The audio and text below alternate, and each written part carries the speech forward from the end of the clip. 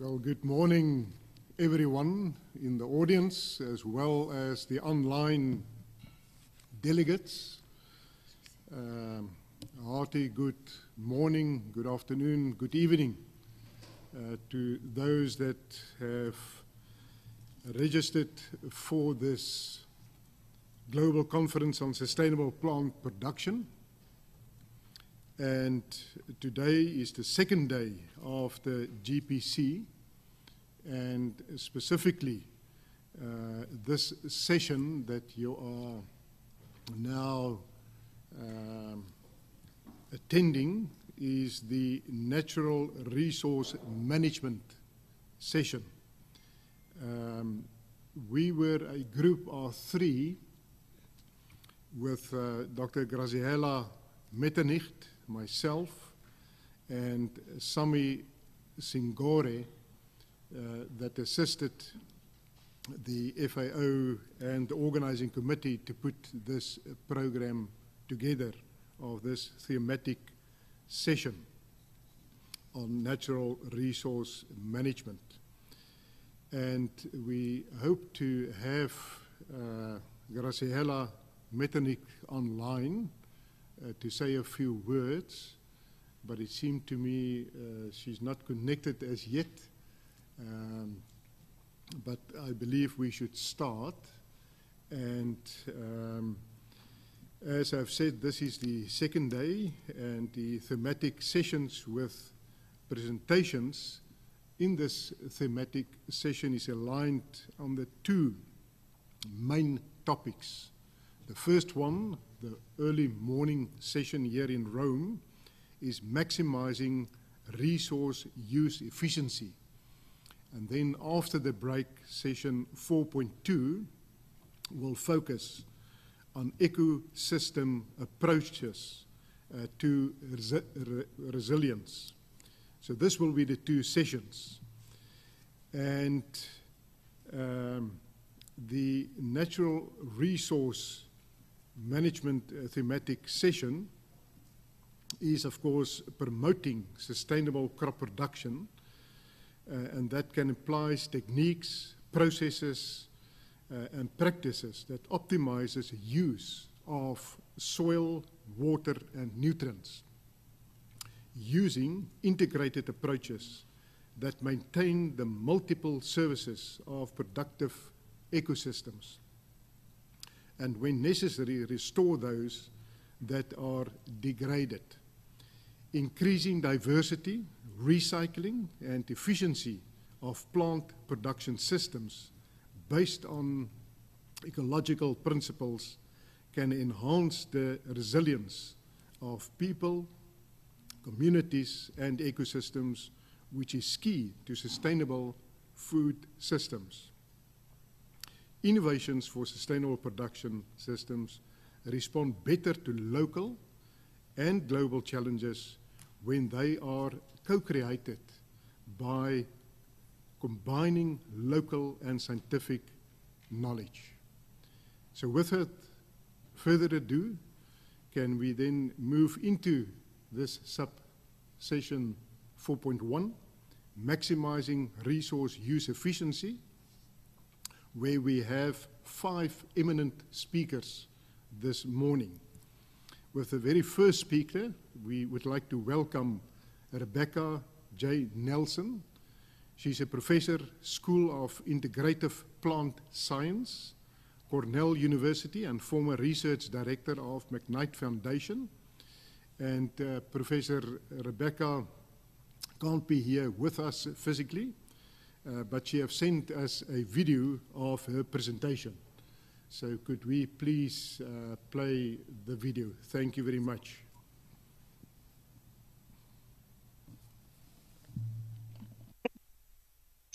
Hello, I'm Rebecca Nelson from Cornell University, greeting you from upstate New York, and thanking the FAO and the GPC for the invitation today to talk to you about our work towards a circular bionutrient economy that links sanitation and agriculture. So of course, agriculture is connected causally to sanitation, and the idea here is to reciprocate and circularize those nutrients so that for the benefit of healthier soils, healthier people and healthier planet. So I've decorated this slide with the FAO symbol for the agroecological element of the circular and reciprocal economy, of which circular bionutrient economy is part, and also our slogan here, P is for plants.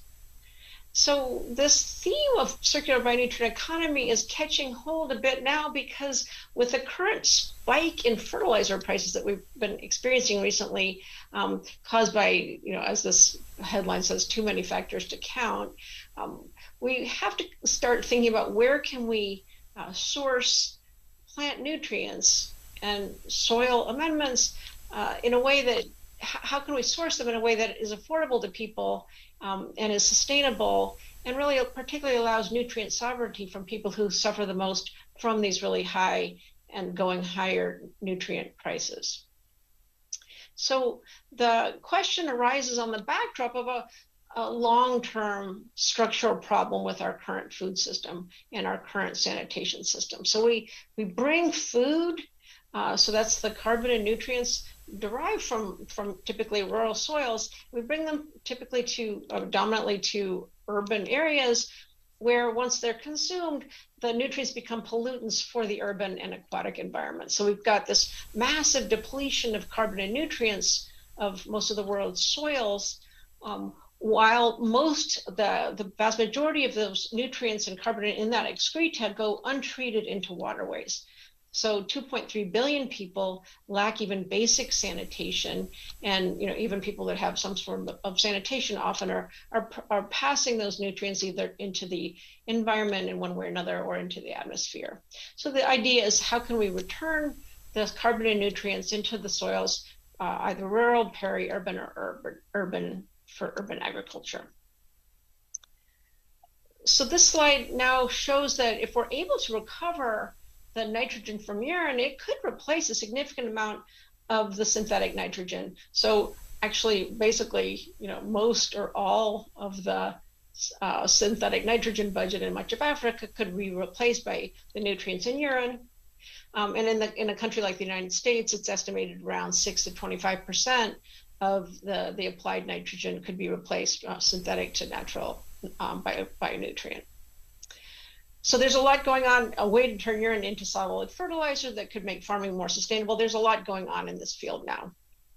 So I first got interested in the proposition because I worked for the last few years on the problem of aflatoxin, a fungal contaminant that brings toxic components into a large majority of the world's foodstuffs.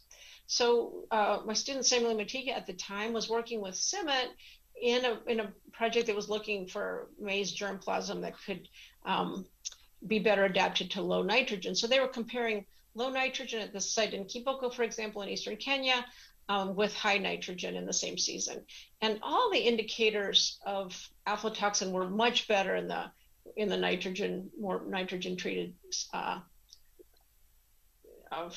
plots. So there were like fewer than half the maize entries of the 123 maize entries tested were toxic compared, were over the legal limit for aflatoxin in the high nitrogen treatment compared to the low nitrogen treatment.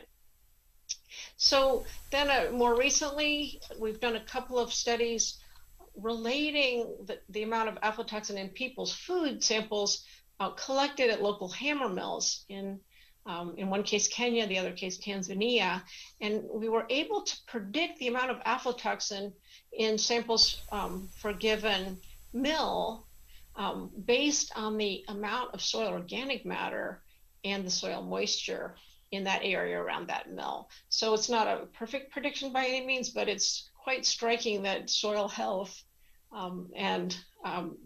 predicts aflatoxin accumulation using this sort of remotely sensed data. And proximally sensed data looking at the corn meal as well. So the basic idea is that to be healthy, plants need water and nutrients and soil organic carbon. And if they are healthy, they're able to resist the mycotoxigenic fungus aspergillus here. But when climate stress or other factors reduce the amount of water and nutrients available to the plant, it gets stressed out, and then it becomes vulnerable to these fungi. So the question then arises, where are we going to get these nutrients, where we're going to get the carbon that we need to protect plants in order to both produce enough food, sort of quantitatively enough food, and then qualitatively the healthy food that's not toxic with these fungal toxins.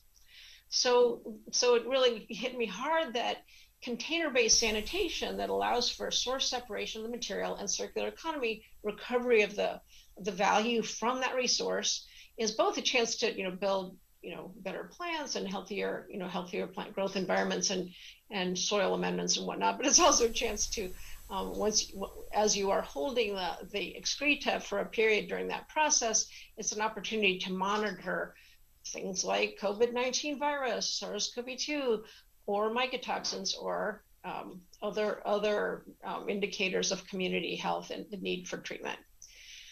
So if you're thinking about this mobilization of human-derived nutrients, you have to think differently depending on the scale of the proposition. So I personally are sort of very interested in this ultra-local neighborhood and municipal mobilization, and the thinking has to be a bit different from when you're thinking very locally versus when you're thinking of moving nutrients from an urban to a rural area, or if you're thinking about the global fertilizer trade because of the need to concentrate the nutrients for those longer range movements. Thinking here for a minute about the ultra local usage, the context there is that you have carbon from crop residues coming from the rural areas, and you have excreta coming from the urban areas. And so the idea is that for that peri-urban region, you could tap both of those organic underutilized resources, or ours, to produce food even in areas where you have soil that might be full of heavy metals or whatnot. So that's kind of the proposition we're most interested there. Using the nutrients in the excreta to compost the surplus crop residues. So for example, people in peri-urban informal settlements are doing a lot of the sort of raised beds gardening in African peri-urban zones. But the soils, unfortunately, that they're using tend to be contaminated by heavy metals and other inorganic pollutants. So the idea is we're trying to promote is to use properly handled these organic underutilized resources, including excreta and other things, to build plant growth media for these environments. So we've done some experiments on this in upstate New York using cereal residues, chopped corn stover in this case, as a carbon source, using compost, biochar, and urine treatments. And we found that urine obviously improves yield in these sorts of experiments.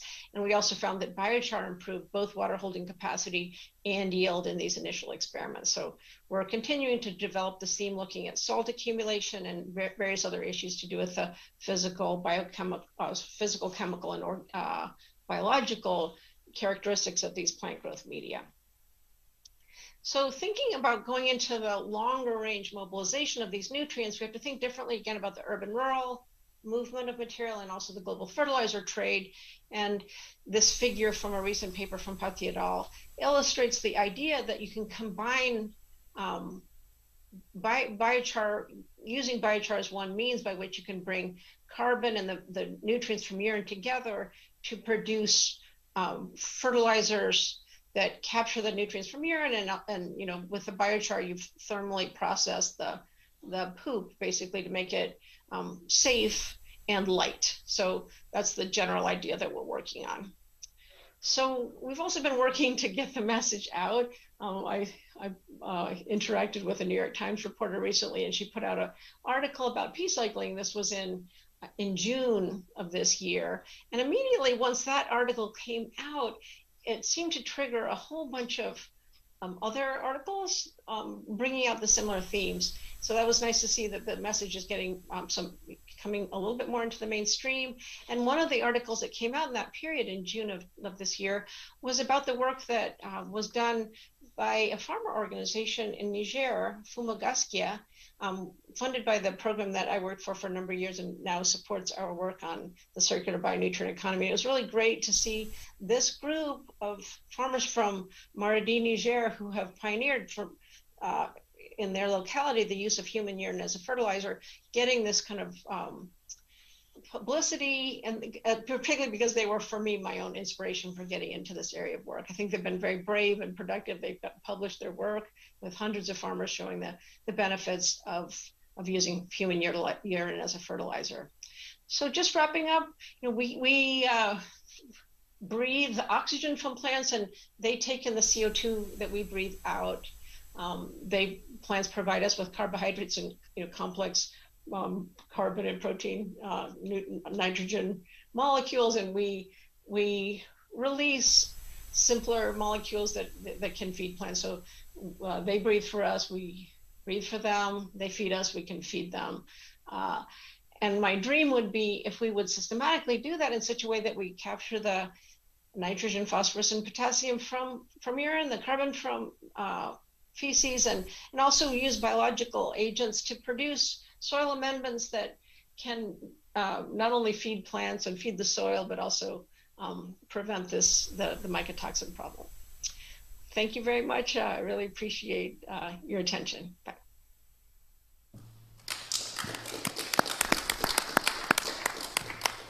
Thank you very much, Rebecca, for a very informative presentation, and where you highlighted the massive carbon and nutrient depletion for much of these world soils and how to improve it, and demonstrating the principle of grow as you go. Very interesting, and I trust you will be available for questions after the 5 speakers.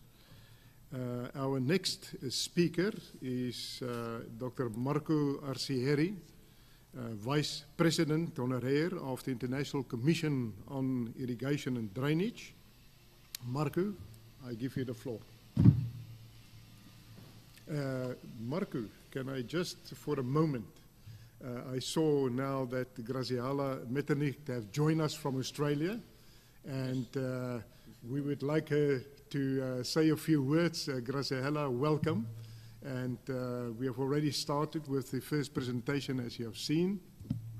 So please, if you could give us some words. Thank you very much, Graziella. Yeah. Thank you, everybody, and my sincere apologies for technology always works, less at the time that you're short of time and you need to begin. Thank you, everybody. I'm Graziella Metternich. I'm Dean of Science at Western Sydney University in Sydney, and it's my absolutely pleasure to be listening to these presentations today, but also to have worked with the team of FAO and my co-chairs in the preparation of these 2 sessions, which are highly significant for the central theme of the conference, and also on the interlinkages between sustainable crop production, but also the needs for sustainable resource management, and as the themes of this session said, the efficiency and the resilience aspect. So I hope you enjoy all the presentations, and thank you very much, Felix, for being available to be there in person. Thank you very much, Graziella, and I trust you will be able to attend the full 2 sessions. Will that be possible?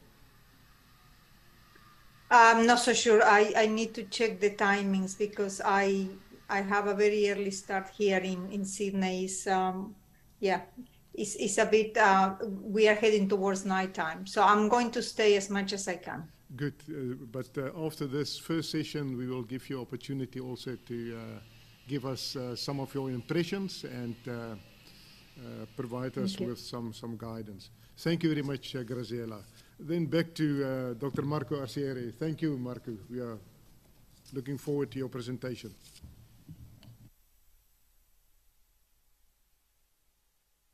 Good morning, everyone, distinguished guests, participants, attendees, colleagues. Thank you very much for this opportunity to talk about optimizing water use in irrigation. So I will just share my screen.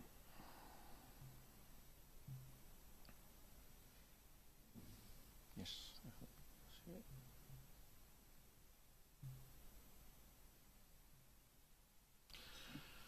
Okay, so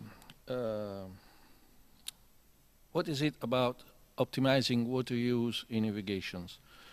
First step is to have 2 new forms of governance. That's the most important aspect. So this means understanding the true value of water.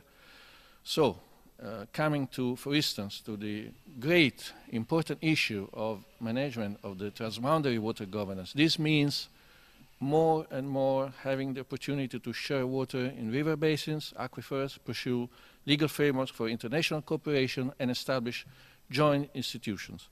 Of course, this also means having a better governance, also means to adopt common standards for water data collection, for sharing, and for analysis, especially on transboundary waters. Very important aspect coming to governance is to properly define water property, which means access rights and entitlements for farmers. And of course, the big issue of recovering costs for the delivery of water to agriculture. In many countries all around the world, the farmers are only covering the operation and maintenance part of the full water supply cost.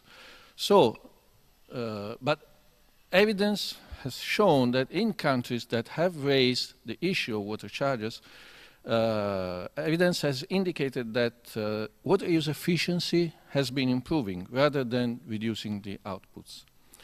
Of course, there's also much to do. We can do a lot in raising efficiency in the phase of water conveyance and distribution. This means during the delivery phase from the water source, in the phase of the water reaching the farm, at the farm level, and of course, efficiency in the distribution on the field. So, main solutions we all know about this is proper canal lining, waterproofing, replacement, of course, of earth canals with pipelines, restoration of the infrastructures, and use of long duration and low maintenance pipelines. All of this put together can really bring practically to a higher efficiency which ranges between 20 and 30%. That's a lot of resources that can be saved. Of course, also efficiency in irrigation systems. That's another very important aspect. Because irrigation systems can have very different application efficiencies with significant effects on yield, quality of crop production, and of required operating pressure, which means money. So we can start with flooding irrigation system flooding fields which have 25 to 30% of efficiency. Gravity systems like surface flow furrow irrigation, 40 to 50% of efficiency. Traditional sprinkling irrigation systems, 60 to 75%. Modern center pivot reaching 80% of efficiency. And of course, micro irrigation and especially subsurface micro irrigation, which can reach peaks of efficiency up to 90%. As you can see, of course, given that all the problems with subsurface microirrigation and microirrigation are resolved. Of course, the new frontier is ultra-low drip irrigation, which can reach efficiency up to 95%. When we compare traditional microirrigation, this is an experiment that has been carried out in the northern part, for instance, of Italy, you can see that there is useful water, of course, but there's also a significant amount of water which is lost. On the other hand, when we are dealing with ultra-low drip irrigation, the only water that is provided to the plants is useful. So this is a very important aspect. Why? Why is this? Because flow is very, very low. We are talking about 0.1 to 0.3 liters per hour. We have a longer period of water release, very low water tension in the soil, no percolation, excellent water saving. And these are some slides that can show, for instance, if we look at the evolution in time of water tension in the soil, when we provide 70% of evapotranspiration, 20 centimeters and 50 centimeters, you can see that the evidence has shown that the soil moisture level is going down, but it's very, very slow. On the other hand, with traditional drip irrigation, the steepness is much more evident. And of course, water use efficiency is much, much higher. If we compare ultra-low drip irrigation with traditional drip irrigation, when we provide 70% of the evapotranspiration, so that means minus 30% of the seasonal volume, we have the same yield, so we have higher water use efficiency, whereas with traditional drip irrigation, production is, on average, is 20% less. Of course, we can also have higher efficiency in irrigation scheduling. This is very important. This is probably the most important aspect to consider when we are dealing with irrigation, because it defines the correct frequency and duration of watering. So that means how much water to apply into the field.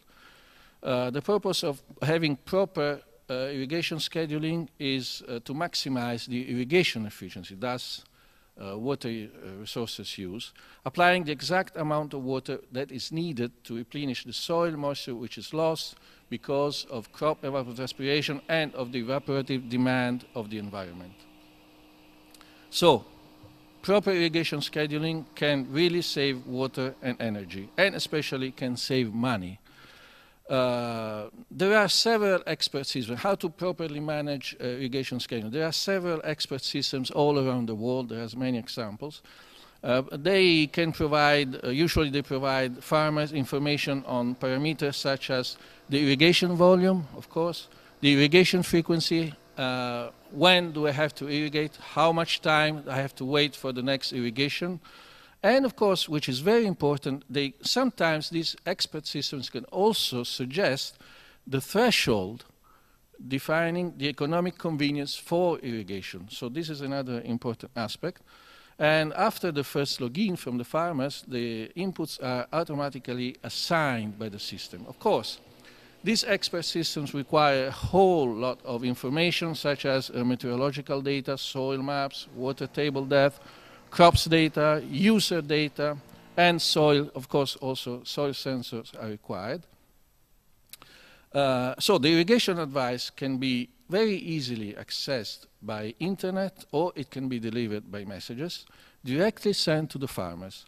On the other hand, the irrigation service providers need, of course, to have and to acquire georeferenced data on the irrigated areas, and they will provide all the information requested on irrigation intervals and on the conditions for irrigations. As I said, the farmer can have direct access by internet to the server of the irrigation service provider on the website, or he is provided, in this case you see here, he is provided with a password, and so he will receive on his laptop, on his cellular phone or wherever, he will receive day by day, whenever is needed, the irrigation advice concerning his farm.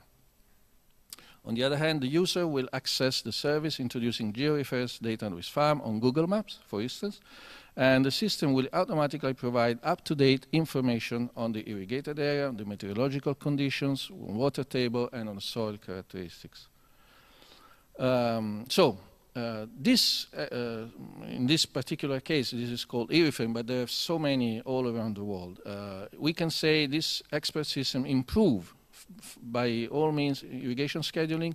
They can increase quantity and quality of agricultural production. In this example here, you can see irrigation scheduling provided by experience of the farmer, of course, and on the other hand, provided by advice, such as this expert system, which is called IRIFRAME, has provided 30% more of yield and a higher water use efficiency. There has been a saving of almost 30% of water. So the water use efficiency provided by the experience of the farmers reached on average 17 kilos per cubic meter of water. And on the other hand, with this irrigation advice, expert systems, the water use efficiency has been much higher, almost 50% more. So that means, in the end, that means almost something ranging between 15 to 25% of water saved, of course, depending on the area, on the conditions, on the soil structure, on the soil characteristics, and so on.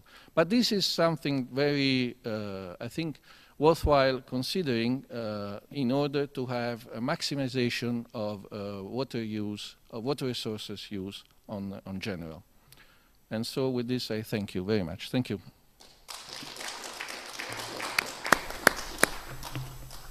Thank you very much, Marco Arcieri, for highlighting and providing us with the insight of understanding the true value of water through the different aspects. Of course, the governance, as you have pointed out, efficiency of water conveyance and distribution, and then focusing on the last part, which is very important in terms of the efficiency in irrigation systems through the different methodologies and techniques that are being applied. Let us ask the audience to write down your answer or your questions, as well as our online participants, and send it through that we could put it forward to our presenters. Our next speaker is Professor Fusu Shang, Professor Chief Scientist of Plant Nutrition, Professor China Agricultural University, member of the Chinese Academy of Engineering in China. And Professor Chang sent us a video of his presentation.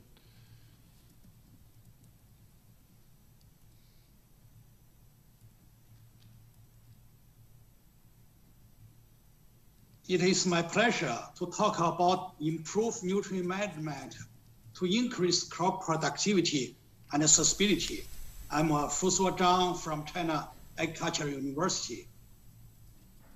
Today, I would like to talk about, first, the importance of nutrient management for food production, and then go to topic how to realize food security and sustainability simultaneously.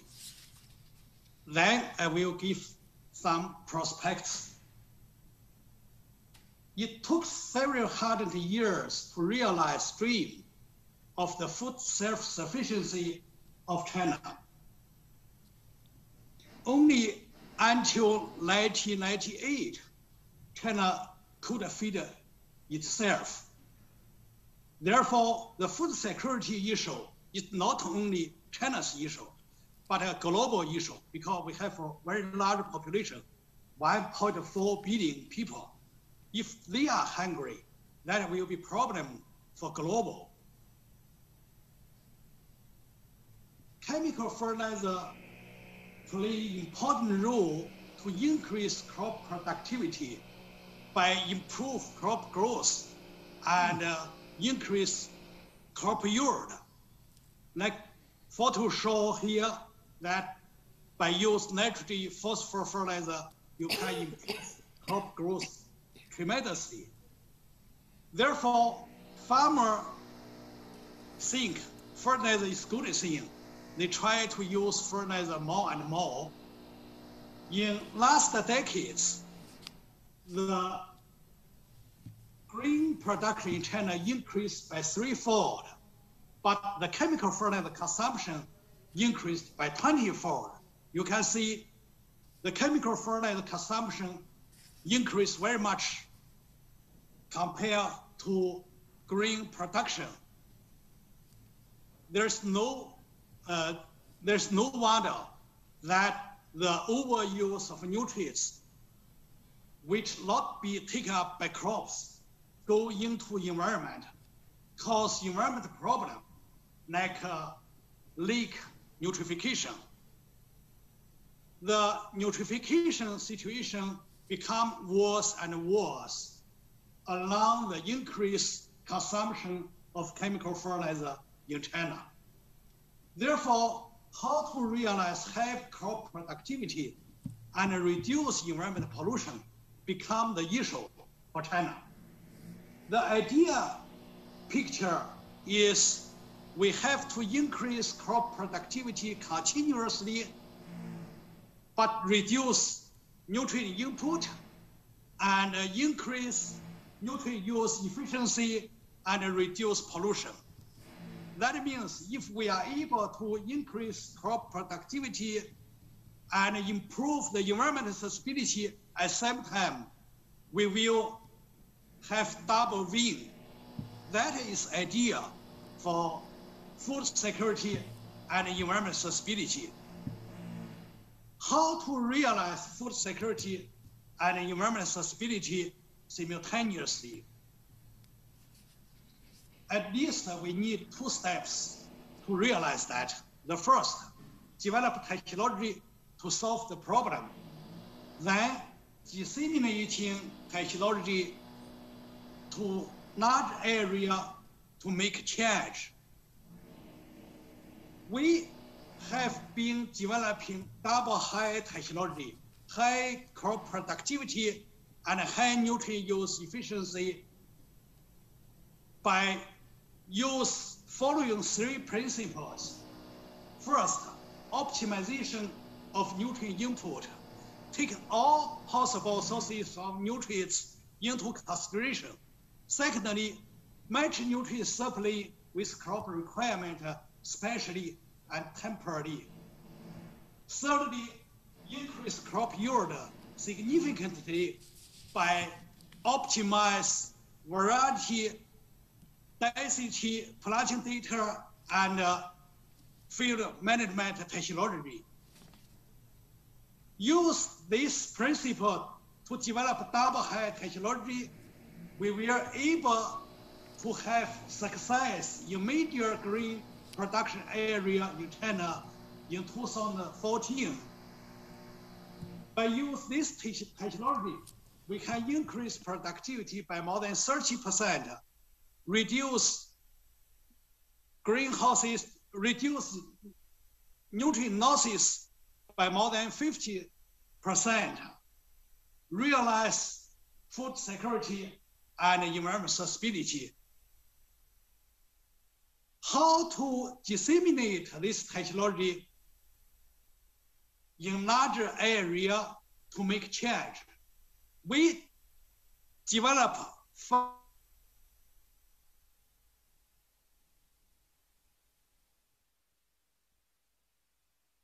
platform, means that we develop and disseminate double high technology to realize food security and environmental sustainability simultaneously.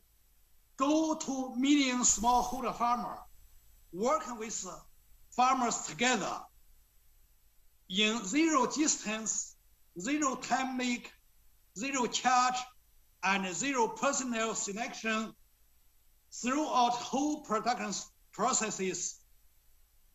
In China, we have established more than 480 STBs, cover all the crops and cropping system. We doing field demonstration with farmers together. We organize farmers field school. We doing indoor and outdoor trainings for farmer, and we doing experimental in the field with farmer together. In different way, we try to disseminate our technology to farmer, ask them to use double high technology to make on-ground change. One example is in Quzhou County, we have achieved double high in grain production because in Quzhou County, we have about 90,000 household smallholder farmers. They use double high technology to increase productivity and improve nutrient use efficiency and increase the farmers' income at the same time. In China, we could extend our technology with 20 million smallholder farmers together. We are able to increase crop productivity by 11% and reduce nitrogen rates by 60% and improve nutrient efficiency by more than 30%. In that way, we are able to get successful. We are able to get a successful story in China. That is reduce input and increase crop productivity, ensure food security while reduce pollution. Now, I would like to give some perspectives. We have enormous potential to increase crop productivity worldwide. You see, like in Africa, because there is no enough nutrients input there, the productivity is very low. And in Asia, they use manure and some part of nutrient input, so the productivity is higher than in Africa. In developed countries like in EU or in North America, the productivity is much higher. We have great potential globally to increase the productivity of rice, wheat, maize in order to ensure food security globally. But at the same time, we are able to improve the nutrient and water use efficiency, reduce environmental pollution. If we are able to increase crop productivity, increase resources use efficiency, reduce pollution, at the same time, we will have modern intensive agriculture. In that way, we are able to ensure food security and environmental sustainability for the global. Okay, thank you very much for your attention.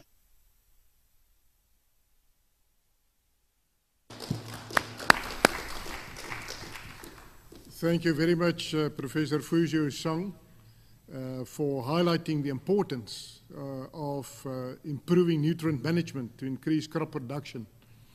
And of course, the sustainability by developing high technology and pointing out of the enormous potential with nutrient management.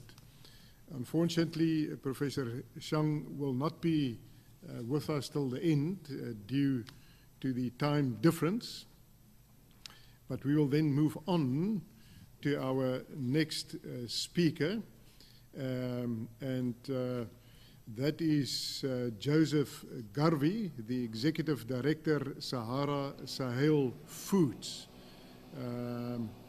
And he will present online. So Joseph, you have the floor. Thank you very much.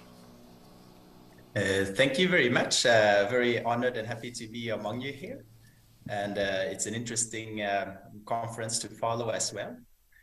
So I'm Joseph Garvey. I'm the founder and the executive director of a social enterprise in Sahara Sahel Foods. And we're working in Niger Republic, which is a mainly desert country. It's mixed between the Sahara and the Sahel. And therefore, the agriculture in our country is very dryland based and mainly rain-fed. And I want to talk a little bit about the opportunities that the native flora, the wild trees, and the indigenous plants of our country can offer. Typically, when we look at our Sahelian environment at the drylands, we see this parched landscape that doesn't look all that impressive. The trees look short and they're scrubby, they're spiny, and it doesn't look like it holds a lot of value or productive potential. And typically, we will see it mainly as being good for firewood or for animal fodder. So in order to grow food through the last 1.5 centuries, we've been busy clearing scrubland and making farmland. And that has led to a major negative ecological consequences in terms of loss of biodiversity, in terms of increased soil erosion, etc. What we often forget is that a lot of these native trees that we've been clearing are actually valuable food plants that have been known for millennia by the local populations, but that have been forgotten and gone to underuse.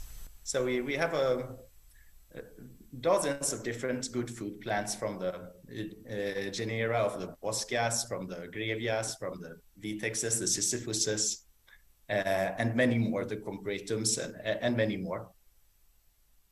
And an interesting fact with these food plants is that you only need to combine a few of these plants to already have broad range of nutrients that you're being able to cover. Like on this picture, we see some fruits of Sisyphus mauritiana, some Balanitis aegyptiaca, some seeds of Boscia senegalensis, and leaves of Sespania leptocarpa and Meirua crassifolia. And we can see that we are already covering a very large range of interesting and valuable nutrients. And if we look into more detail on this, we realize that these nutritional properties are often really excellent. For example, in Niger, we are a protein deficient country. So a lot of people need more proteins in their diets.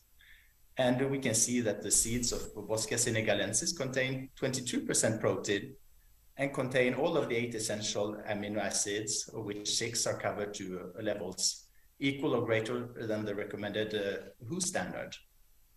We can see that for the leaves of Crateva adansoni, or for the leaves from Meirua crassifolia, or again the leaves of the annual plant Sespania leptocarpa, we're actually covering potentially all 8 essential amino acids at rates equal or greater to the recommended WHO standard. And the same goes for vitamins. In terms of vitamin C, we can see the fruits of the Adansonia digitata, the baobab, are extremely concentrated, rich in vitamin C.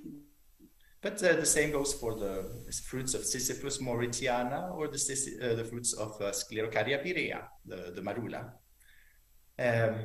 We see it with important minerals like iron that are very abundant in the fruits of Grevia tenax or in the leaves of Meirua crassifolia. And the same for iodine, which we can find in the leaves of Boscia salicifolia. And basically, whether it's vitamin A, vitamin C, vitamin B, whether it's calcium, iron, and so forth, most of the essential nutrients are well covered. If it's about fats, we have the seeds of Balanitis aegyptiaca, which are rich in very good, high-quality fatty acids. So we're basically looking at very wholesome and good foods. And they're also very productive. If we compare, for example, the Boscia senegalensis, the Hansa, with the classic rain-fed crop millet, which is the main crop in our area, we see that we have a productivity that is more than 2 times as high on per occupied space. And we see that we have a protein content that is 2 as high. And we see that it's not the only species with good productivity. Grevia tenax, growing in very dry areas, produces 600 to 700 kilos per hectare, which compares to the millet of 480 kilograms per hectare. The Sisyphus spina Christi produces up to 200 kilograms of fruits per tree per year, and is able to produce nectar for 3.5 kilograms of honey before producing the fruits from those trees. And the Neocaria macrophylla can go as far as producing 400 kilograms of fruits per tree per year. So when we're removing trees in order to make space for crops to make food, we're actually removing a richer food source in order to give place to a lesser food source. Another interesting fact is that if we combine enough different species and have biodiversity in an area, we have activity and harvests for all seasons of the year, not only for the end of the rainy season, which is typically September, October, and beginning November, the typical harvest season, but we have different species to harvest in every season of the calendar year. And from these traditional plants, we can develop a lot of modern food products. We can develop things that are based on tradition. Like at the bottom right corner here, you see salt extracted from the leaves of Salvadora persica, but also completely new products. Like on the bottom left, you see plant-based milk from the Balanitis aegyptiaca seeds, which is a new product and innovation, or popped Hansa seeds from the Boscia senegalensis on the top left. So by combining all the new trees, all the new uses, we can create new markets for these foods. And by doing so, we can involve thousands of smallholders into the process of harvesting these fruits, seeds, and leaves, and creating income for them in areas where people are very resource poor. So taking almost any kind of landscape, in Niger. If we look at it closer, we'll find scattered in those landscapes trees that are of food value and that can be brought to market. And therefore, even the most remote areas and places where economists usually see very little opportunity for economic development, we can create new value chains and new activity. This in turn encourages the rural population, mainly the women we are working with, to engage in protecting the trees and propagating them. And therefore, we are getting ecological benefits in terms of binding more carbon and protecting biodiversity and fighting against desertification. So when you look at landscapes that degraded, like the one on this picture, quite often nowadays, if you take a closer look, you'll find that they're gradually being filled up with shoots of young and new trees. And these skills are being passed on from generation to generation. In closing, I'm showing you this picture of a woman who's with her grandson and a tree that she taught her grandson to sow when he was small. Thank you very much.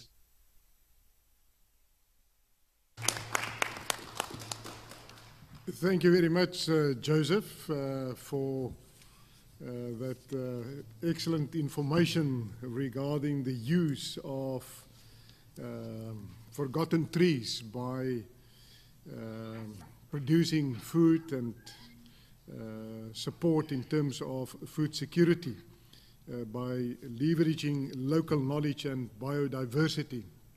I trust you will be with us to the end for some questions. Thank you very much. Thank you. I trust we will receive some online and from the audience some questions. Our next speaker, and that is the last speaker for this first session of 4.1, and that is Chuki Nanjundaswamy. She's a member, International Planning Committee for Food Sovereignty, and she will present online. She do not have a PowerPoint presentation, but she will just talk us through. So Chuki, we're looking forward to your presentation. Thank you very much and welcome. Thank you very much. Respected Chair and all the dignitaries and the participants of this very important conference at a very important juncture when the nature has actually called for an emergency.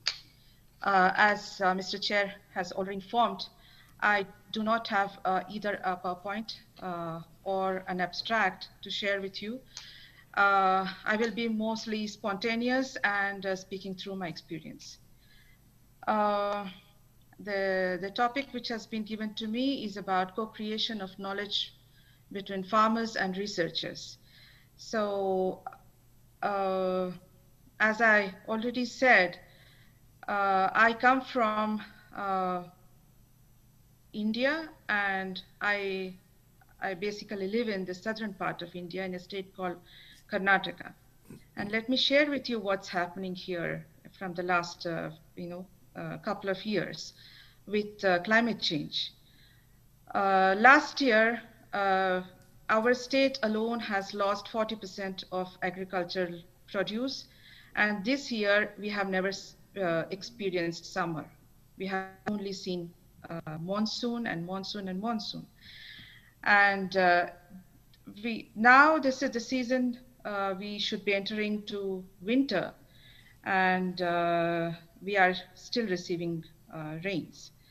And what we have seen is that in just one district alone, where farmers are doing rain-fed farming, mostly growing maize and cotton, and particularly BT cotton, transgenic cotton.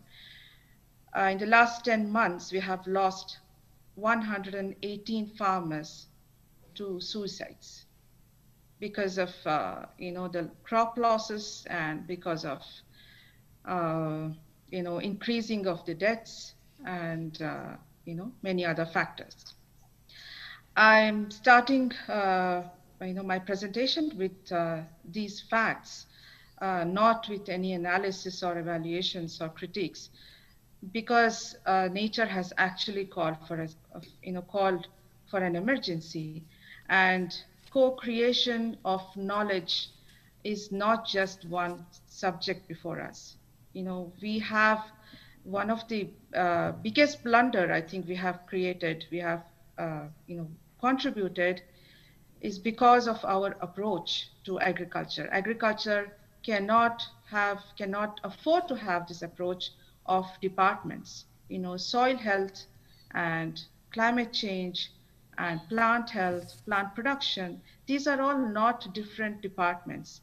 Unless we have a holistic approach and we learn to do agriculture, we learn to do farming in harmony with nature, and understanding the nature, is just not possible to survive. The global south is basically an agrarian part of the world where a majority of the population are small scale food producers. They may be small scale farmers, or they may be doing small scale fisheries, or landless people, or pastoralists. So these are the people who are directly hit by the climate change.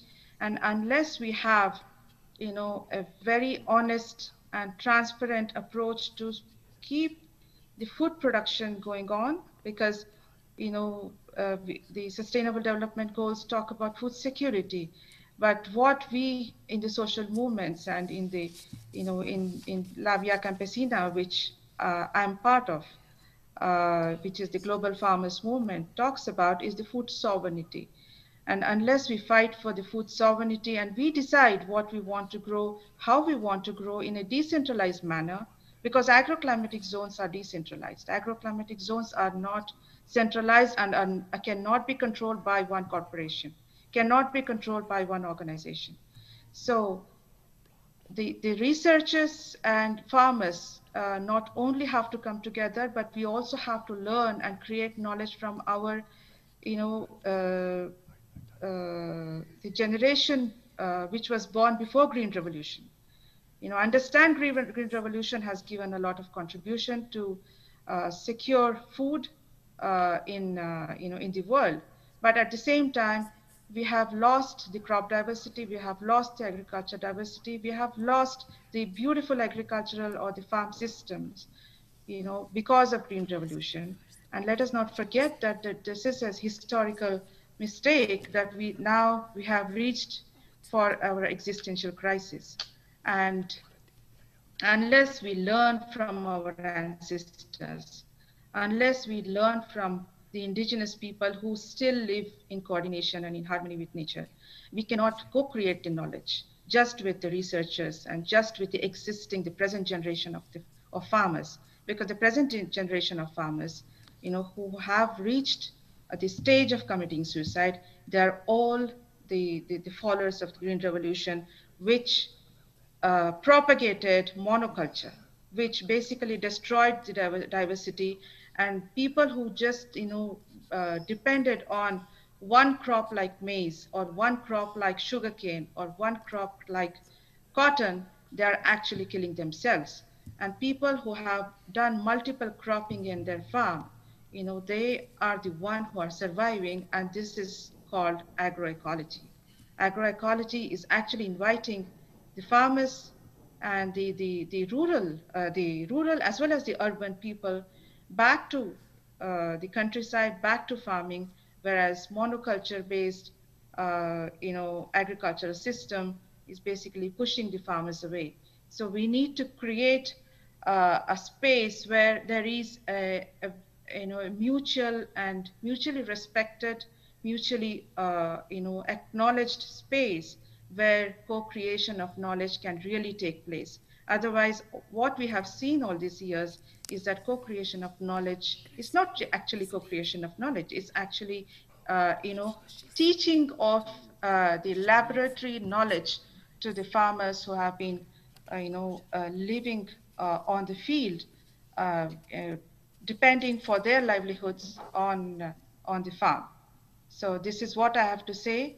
And thanks for giving me the opportunity, and thanks for inviting IPC and Via Campesina to be part of this very important conference. Thank you very much.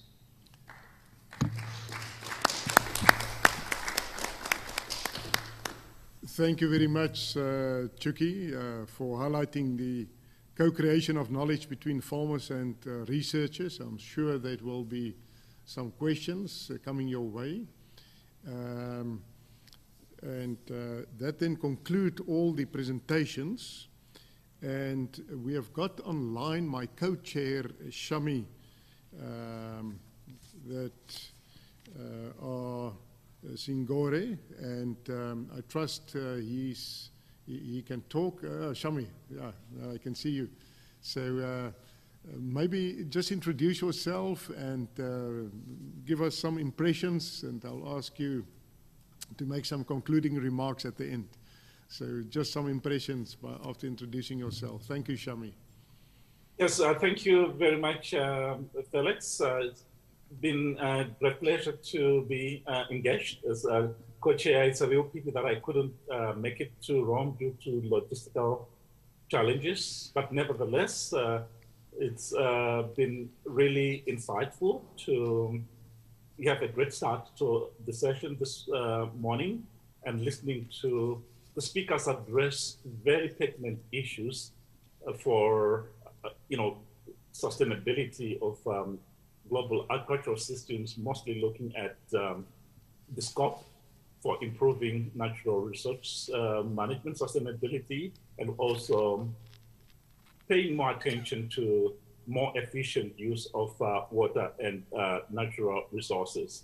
I think we cannot understate the critical role of enhancing resource use efficiencies as the global population continues to grow and we continue to face the multiple environmental and social, as well as some of the food security challenges. And I'm very delighted to hear some of the very innovative contributions that came in this morning. And what we need to continue to reflect on is how we can translate these into actions that go beyond talking and achieve the much needed urgent interventions for addressing the major challenges that the globe faces today. Thank you so much, Felix. Thank you very much, Shami. And then you might have noticed that here in front table, there are other people also sitting with me. Of course, Marco was the presenter, but on my left-hand side, on your right-hand side, Emma, that is the support here from the FAO, Emma Slip-Prandi, and then also Marcello Quantanero, and there on the far right, Antonio. Antonio, thank you very much for handling all the metrimeter in terms of the questions that are coming through. And I would like to ask Marcella just to introduce also yourself and your impressions. Marcella, please. Thank you very much. Very briefly, I'm Marcela Quintero. I work for the CIR, leading a new initiative in agroecology. And I also work at the Alliance of Biodiversity International and CIAT, two CIR centers, and I'm the Associate Director for Research and Innovation there. On my impressions, and probably more as some quick remarks on what I have heard today is that, first of all, I would like to say from the agronomic perspective, I think we have seen today many cases that show that it's completely possible to increase the efficiency in the use of water, in the use of nutrients like nitrogen. So that's possible. But also would like to highlight that now the challenge is not only to increase that efficiency for purposes of crop production, but also to reduce environmental damage. That was the case of China. So it's how we start talking more about inputs use efficiency also in the context of the environmental challenges that we face today. And then with that, I would like also to highlight one of the slides where were presented the different the pressure points in each region. So, for example, there are regions where there is not use of inputs. So there the challenge is how to increase productivity, but also the challenge is, yes, if we need to increase productivity there, let's do it now, learning from other regions that already did that at expense of environmental cost. So how we learn from that to avoid that the increase in the use of inputs in areas where there is low application of inputs is done in a correct way to avoid environmental damage, as has been happening in other regions, as in the case of China that we saw today. So acknowledging that there are different transition pathways and that is a good momentum to learn from how the transition pathway could happen in a way that is not bad for the environment.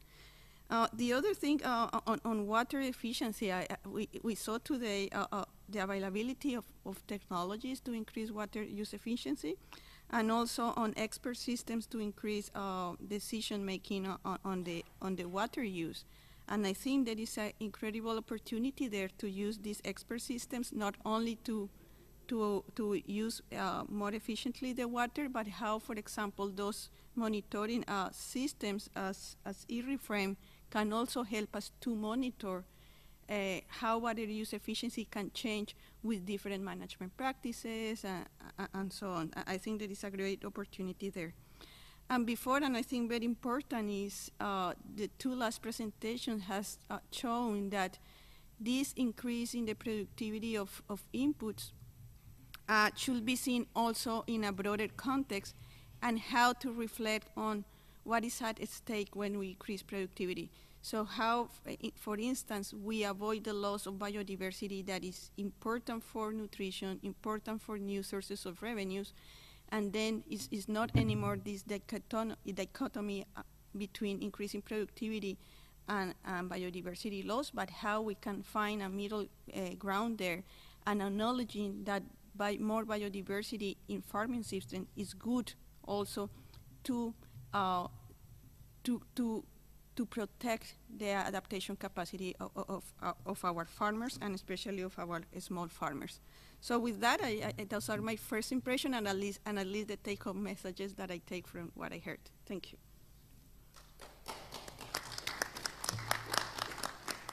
Thank you very much, Marcella. That is almost an excellent, or it is an excellent summary of what has been presented this morning.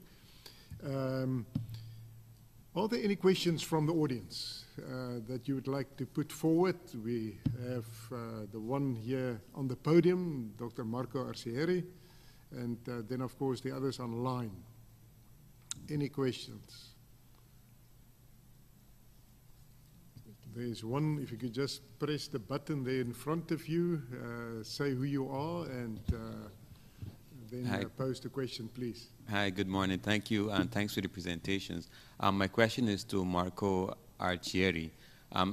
In terms of the level of investment needed for the eReframe technology, there's a lot of data that goes into making the system work. What is the level of investment for that?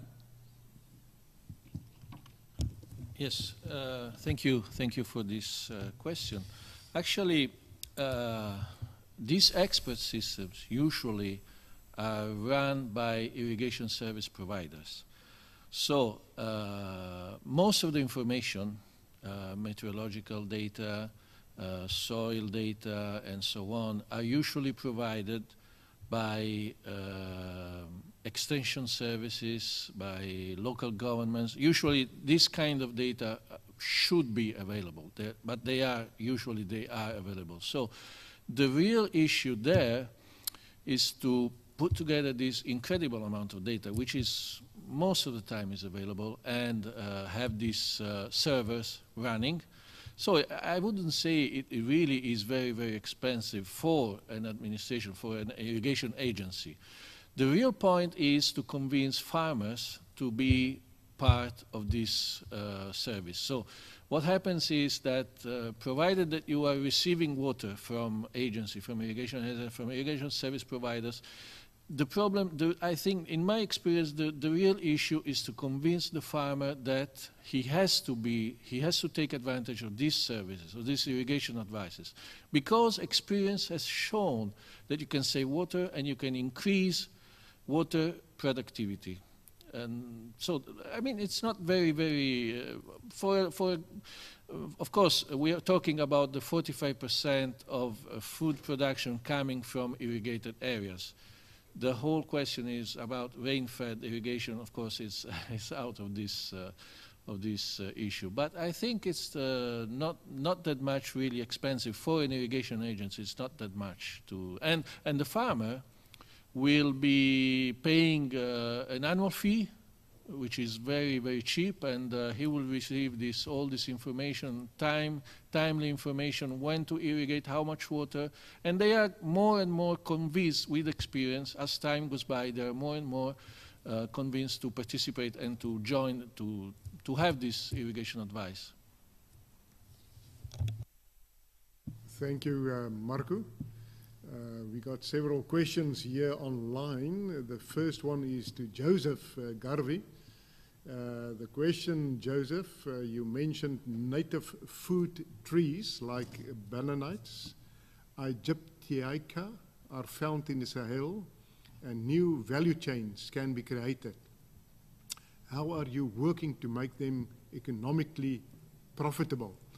I trust I pronounced that tree, balanites, Aegyptiaca. Joseph, please.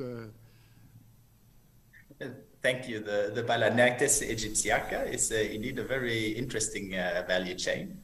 There are a couple of issues that need to be sorted out at first. The first one we had to work on was the stigmatization that has existed, that food from wild plants would be lesser foods or less good than, say, food from modern cropping systems. So that's the first thing we had to address in our social enterprise, and which we have addressed quite successfully. Nowadays, even top restaurants and top hotels are interested in serving these foods, whilst when we were beginning, it was considered as famine foods. So to make a profitable value chain, you first need to break that social stigmatization and bring these foods back to their proper value. When you've done so, what we do is we create a system of smallholders where the smallholders bring their produce to us, and then we process it and then we market it. And it's about identifying valuable products to make from them, and then about building and growing those markets. And those are new markets. It's not like, well, we just bring it to an existing market and then we sell it. No, we have to work on introducing these foods, convincing partners and customers to want to use these foods. And that's something that grows gradually and that grows efficiently when it's well done. So much of the job is down to doing marketing properly, doing good logistics. And part of the challenges is also operating in a country where the tax burden is relatively heavy and the infrastructures are poor. So making it economically viable in that context is challenging to a certain extent, but it's workable, and it's gradually working. It's not working for all products yet, but for some products already, we see that we are able to produce them profitably, and we keep working on the other ones to make those logistical elements and so forth work as well. Thank you very much, Joseph. Chucky, we got a question for you, and that is, how can we make traditional knowledge and practices be considered by policymakers and make agriculture planning and investment processes be screened on using indigenous knowledge?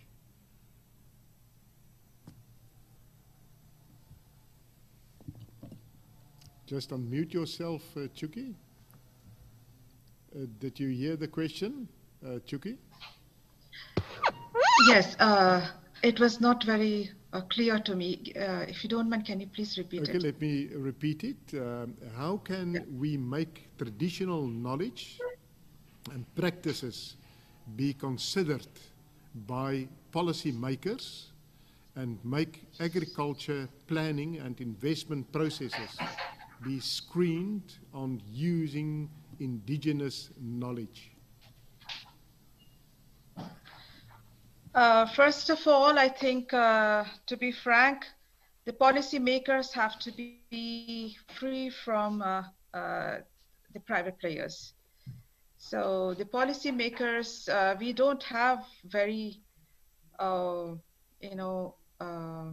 unfortunately, we don't have very committed policymakers in power. No matter which country we are talking about. The reality is the agri business is actually controlling the agriculture departments in most of the countries. So agriculture ministers and other policymakers who are part of, who are concerned about agriculture should start looking at the indigenous knowledge, not from the profit motive, but from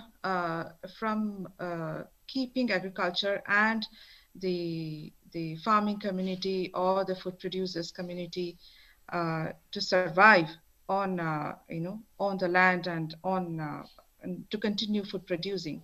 So there should be an openness, an open-mindedness to look at it, and there should be a clear intention. There should not be a conflict of interest. Thank you. Thank you, Chuki. We then got a last question here for Dr. Marco Arcieri.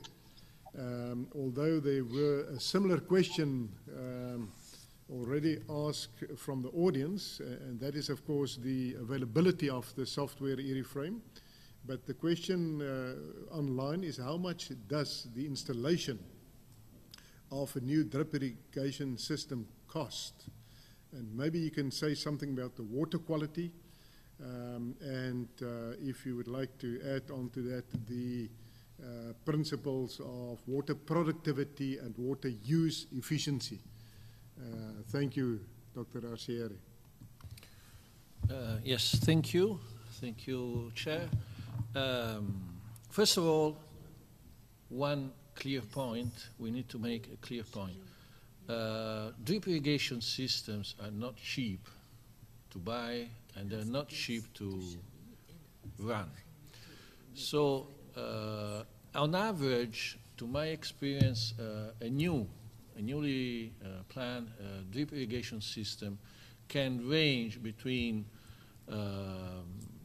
something like $3,000, $4,000, and $5,000 per hectare on average. That's my experience. But of course, depending on the amount of technology you want to put inside, if you add fertigation systems and so on, and all that is necessary to, like for instance, to increase efficiency, you can easily raise up to $10,000 per hectare. So it is not, for sure, it is not a cheap irrigation system to use, and it's also quite energy demanding, requires a lot of skill, and requires money to be run.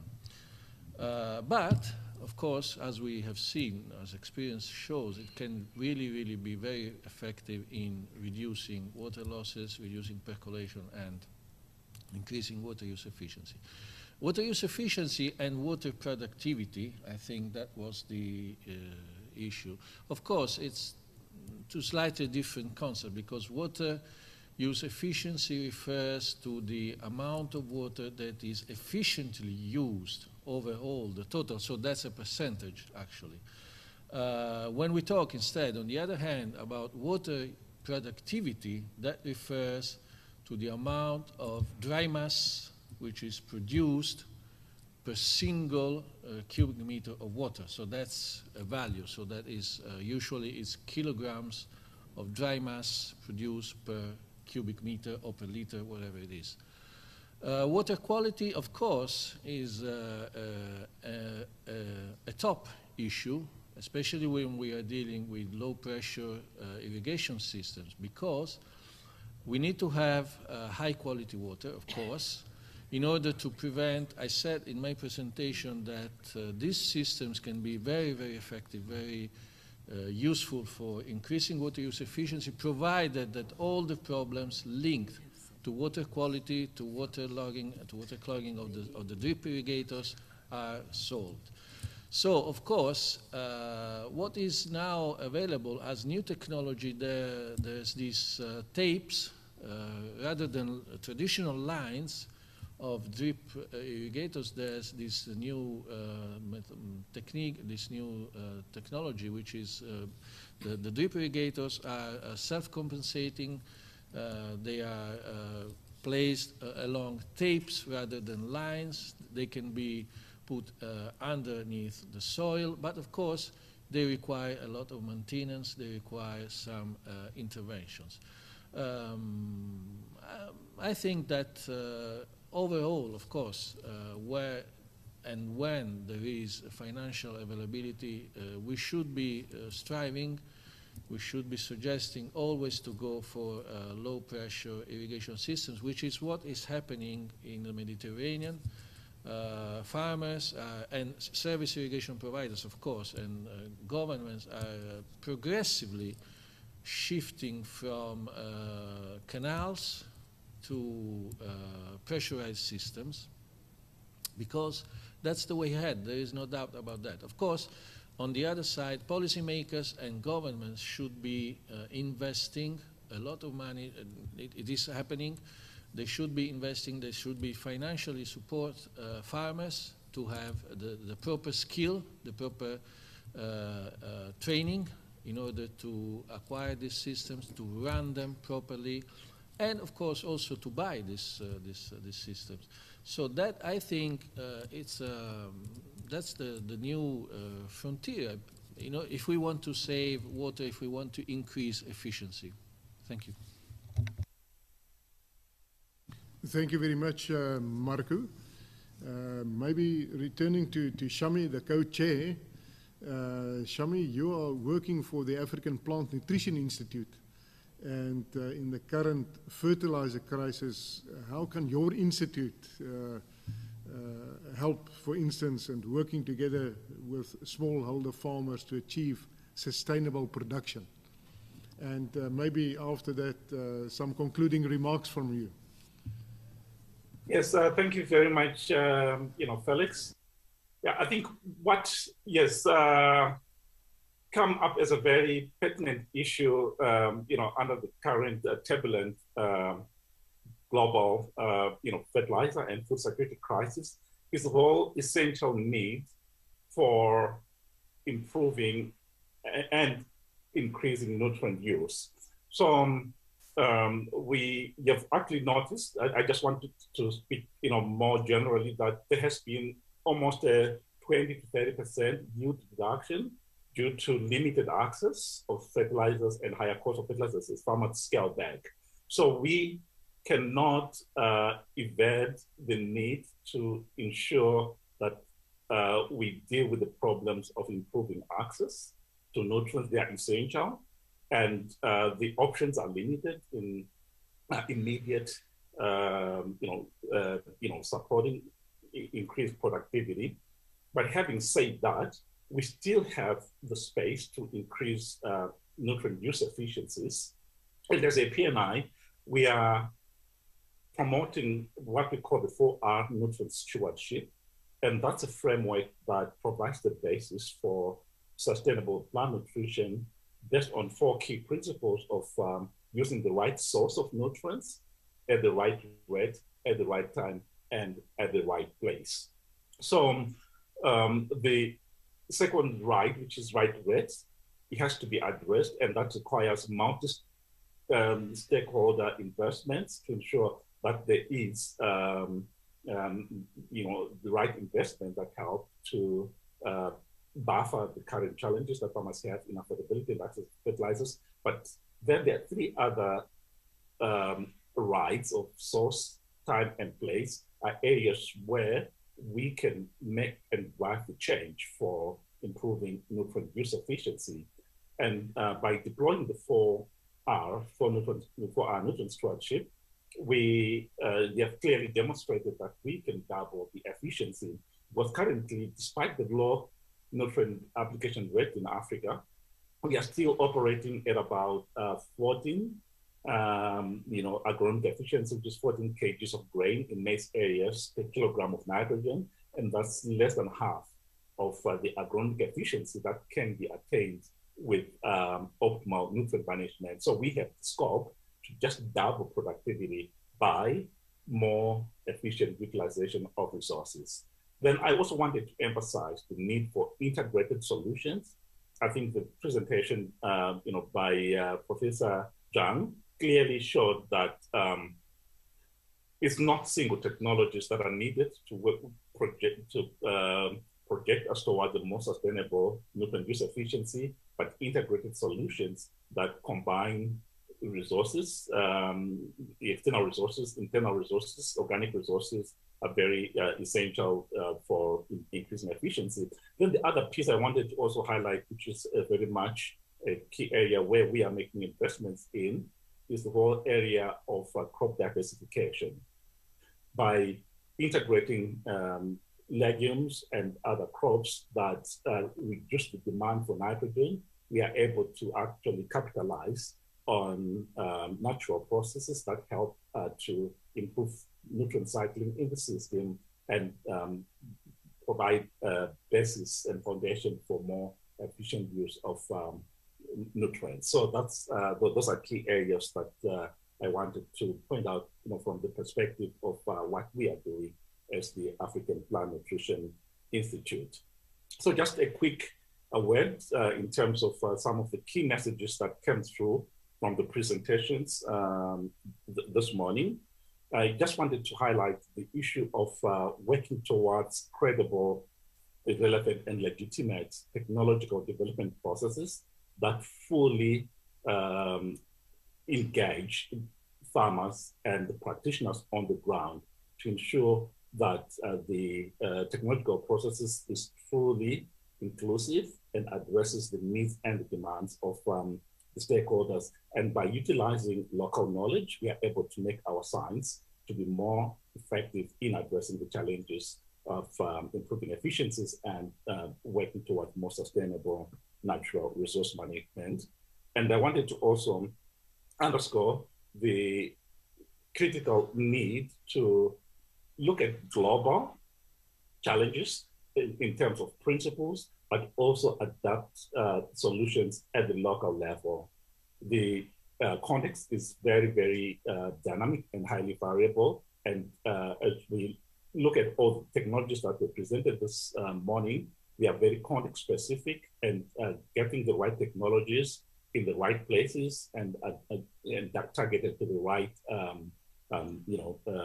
farmers is going to be key for translating a lot of the technologies and good science into relevant and practicable and actionable recommendations at the local level. Thank you very much. Thank you very much, Shami.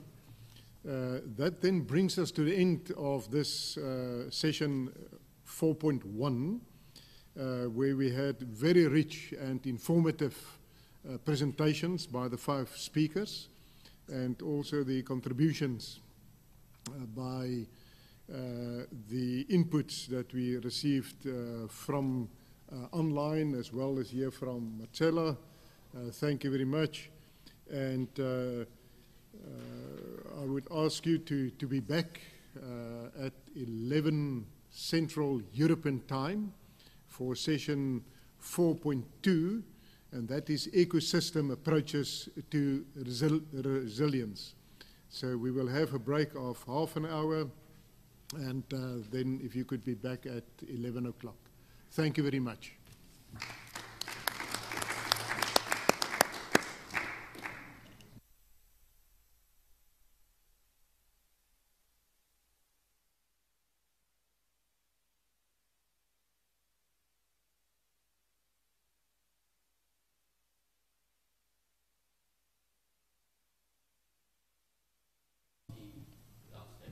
The coffee is downstairs at level 0. there where the flags are in the lobby. Thank you.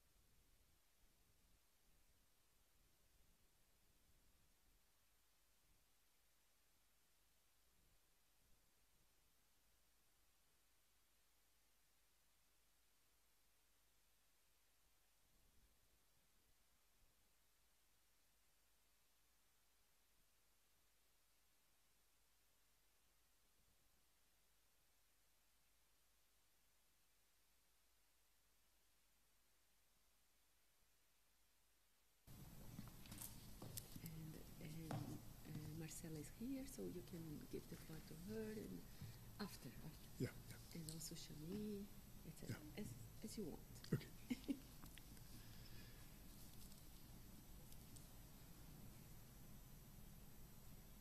Well, welcome back to the Global Conference on Sustainable Plant Production in the thematic session 4 on natural resource management. And this is then focusing on the ecosystem approaches to resilience. That is session 4.2. We had this morning the focus on the maximizing resource use efficiency, and complementing to that is now the ecosystem approaches to resilience. We had 5 speakers lined up for the presentations. Unfortunately, the last speaker, Nicholas Sharp, the Director Global Projects of Savory Institute, couldn't make it. So we will only have the 4 speakers. And without further ado, I would like to welcome the first speaker, and that is Lucas Garibaldi. He is a professor at Universidad Nacional de Rio Negro, Argentina, and is also a director of the Institute of Natural Resources and Agroecologia in Argentina. And Lucas provided us with a video, so we are looking forward to his presentation. Over to Lucas. Thank you. Hello, I'm very happy to be here. Today I want to share with you how to design multifunctional landscapes. This is an example in Argentina where you can see on the top left the traditional way to crop with large monocultures.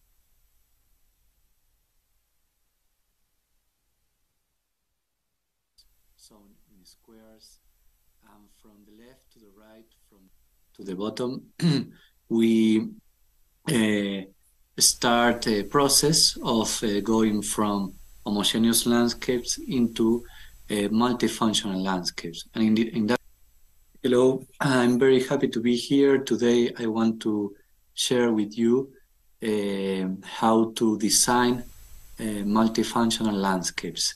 This is an example in Argentina where you can see on the top left the traditional way to crop with large monocultures sown in squares.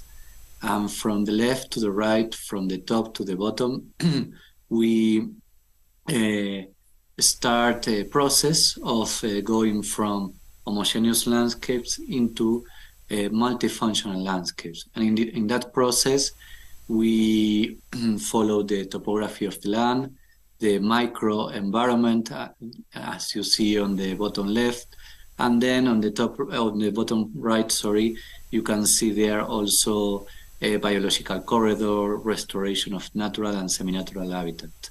This process, of course, is not end in 2022, but it will follow over the years. And the process itself, it means year after year increasing biodiversity and reducing the amount of external inputs. External input is everything that you use in the production process, and it is consumed in the production process, like fertilizers, pesticides, and the more of external inputs you use, the larger the environmental footprint of agriculture. So in this way, as I said, we try to create these kind of landscapes that increase biodiversity and reduce the use of external inputs. So for example, the crops need the nutrients, and the nutrients you can obtain by improving the soil biodiversity and reducing the amount of fertilizers that you use in the land. So one might think that multifunctional landscapes are not the the common everywhere because they are less productive. So maybe an important barrier to transform from homogeneous landscapes into multifunctional landscape is the reduction of crop yield that the farmers obtain. However, we have been working intensively during 5 years with the FAO in all these blue points that you see in the map, mostly developing countries. In each one of these points, we call them crop systems. For example, the blue point in South Africa, it means sunflowers. So, for example, in South Africa, we have several fields of sunflowers that follow the conventional way of doing the crops within homogeneous landscapes, and the other half of the fields in sunflowers in South Africa started the process of creating these multifunctional landscapes in which we increase biodiversity and we reduce the amount of external inputs. And we did the same with different crops all over the world, mostly developing countries, which is most of the food is produced and travel to developing countries. And on the contrary to what we might think, we found that these crops within these multifunctional landscapes, they produce more food, on average 24% more. 24 is a lot. Of course, this is kind of an average of all the crops that we work with. For some crops was even bigger, the increase in crop yield in multifunctional landscapes, but for others it was less. But the important point is that never homogeneous landscape have less crop yield than a multifunctional landscape. In this particular case, in our study that we work with the real farmers from small holders to large holders, different type of crops.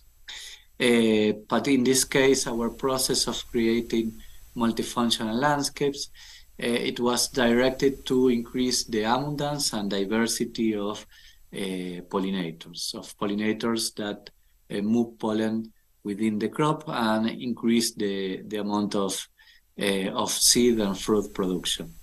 So what we found was astonishing, very important, in a way that all over the world we found a clear pattern of pollination deficit all over the world. And by improving the amount of pollen in the flowers, we can increase crop yield on average by 24%. So how is that homogeneous landscapes, as you see in this picture, they lack so much pollen? Well, like you see in the picture, pollination deficit is an imbalance between the pollination demand and the pollination offer. And you can see in the picture that with these large monocultures, we have a huge demand of pollen over a very short period. On the other side, by creating these large monocultures and using a lot of external inputs and agrochemical pesticides, we destroy the habitat for the pollinators. Then we have a lot of demand and no offer, and as a result, there is a very clear pattern of pollination deficit all over the world, and this is something really important. This is a summary of many decades of experiments and studies published even in Science, and you can see here how crop yield varies as a function of the amount of pollinators. But the important thing is that there is not only one relation between yield and pollinators. You can see that the relation depends on the amount of biodiversity. And if you increase biodiversity, you are on the upper curve, so you have more productivity and more efficient pollination. So what we are finding is that biodiversity is an important aspect to conserve, to restore, and to manage within agricultural farms, not only because of biocultural reasons, because of the conservation of biodiversity, but also itself because of agronomic reasons and crop productivity. And biodiversity and pollinator biodiversity in particular, in this case that I'm using as an example, not only can increase short-term crop production, but also can create environments that are more stable in the amount of production over the years. And you can see here how the stability decrease from left to right, from the top to the bottom, when pollinator deficit increases. So we have more yield and more stability. So maybe multifunctional landscapes are not the most common thing all over the world, because, okay, they can produce more, but they are less profitable because they have a lot of cost. On the contrary, we review this and we have that the profit is higher in multifunctional landscapes because, as I said before, there is more income because there is more crop productivity, and on the other side, you need to buy less external inputs, so you have less cost.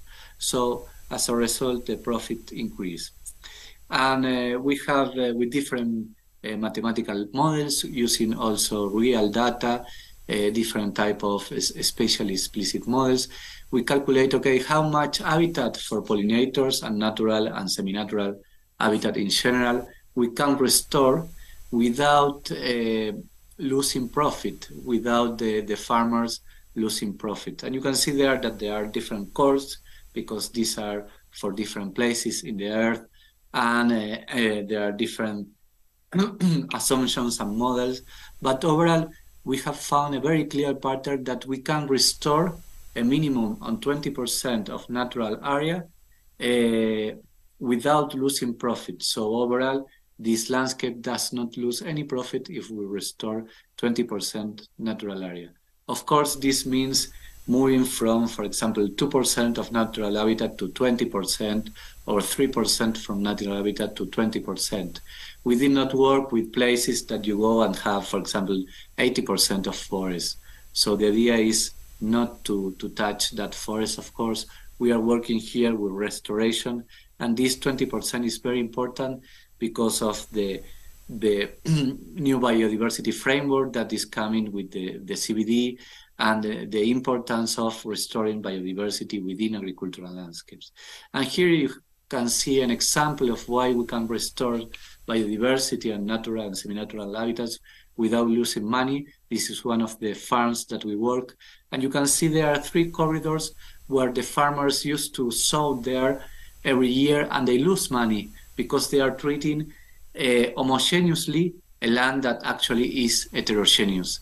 And these are opportunities within these biological corridors where farmers are losing money to increase and restore natural and semi-natural habitat. And this is a very common pattern, and it happens in the US and all over the world. So here we map all over the world where are the places that need most restoration, and you can see more red, more restoration is needed. You can see are the main agricultural places in the world. So we can see that multifunctional landscapes can be developed in a productive way, providing more food, more stable food, food of quality. They can be profitable. But why most of the farmers are not doing this? And there are many barriers, of course, but one of the barriers is the ecological knowledge. So creating a homogeneous landscape is something that is technologically very simple. You follow a technological package and you need to buy a lot of things, but agronomically it's very simple. On the contrary, creating this multifunctional landscape that restore biodiversity and provide a lot of benefits for human beings, you need to buy less things, you need to use less external input, but you need to have a higher local ecological knowledge to plan this design and the landscape level. And this is something very important, and that we are working a lot with the farmers. So to end, we call them multifunctional landscape because they not only provide crop productivity, but they also provide multiple benefits for society, ecological, social, and economic benefits. And this is only one example because I don't have more time. And we have estimated that, for example, in 10,000 hectares, homogeneous landscape provide only 25 jobs. In contrast, in 10,000 hectares, multifunctional landscape provide 6,700 jobs. And this is including technology, including improving the working conditions of the farmers. So in a planet where unemployment is a big issue and the lack of livelihoods is a big issue, agriculture and farmers can be a solution to create more livelihoods, more real jobs, and to restore the environment. Thank you very much. Thank you very much.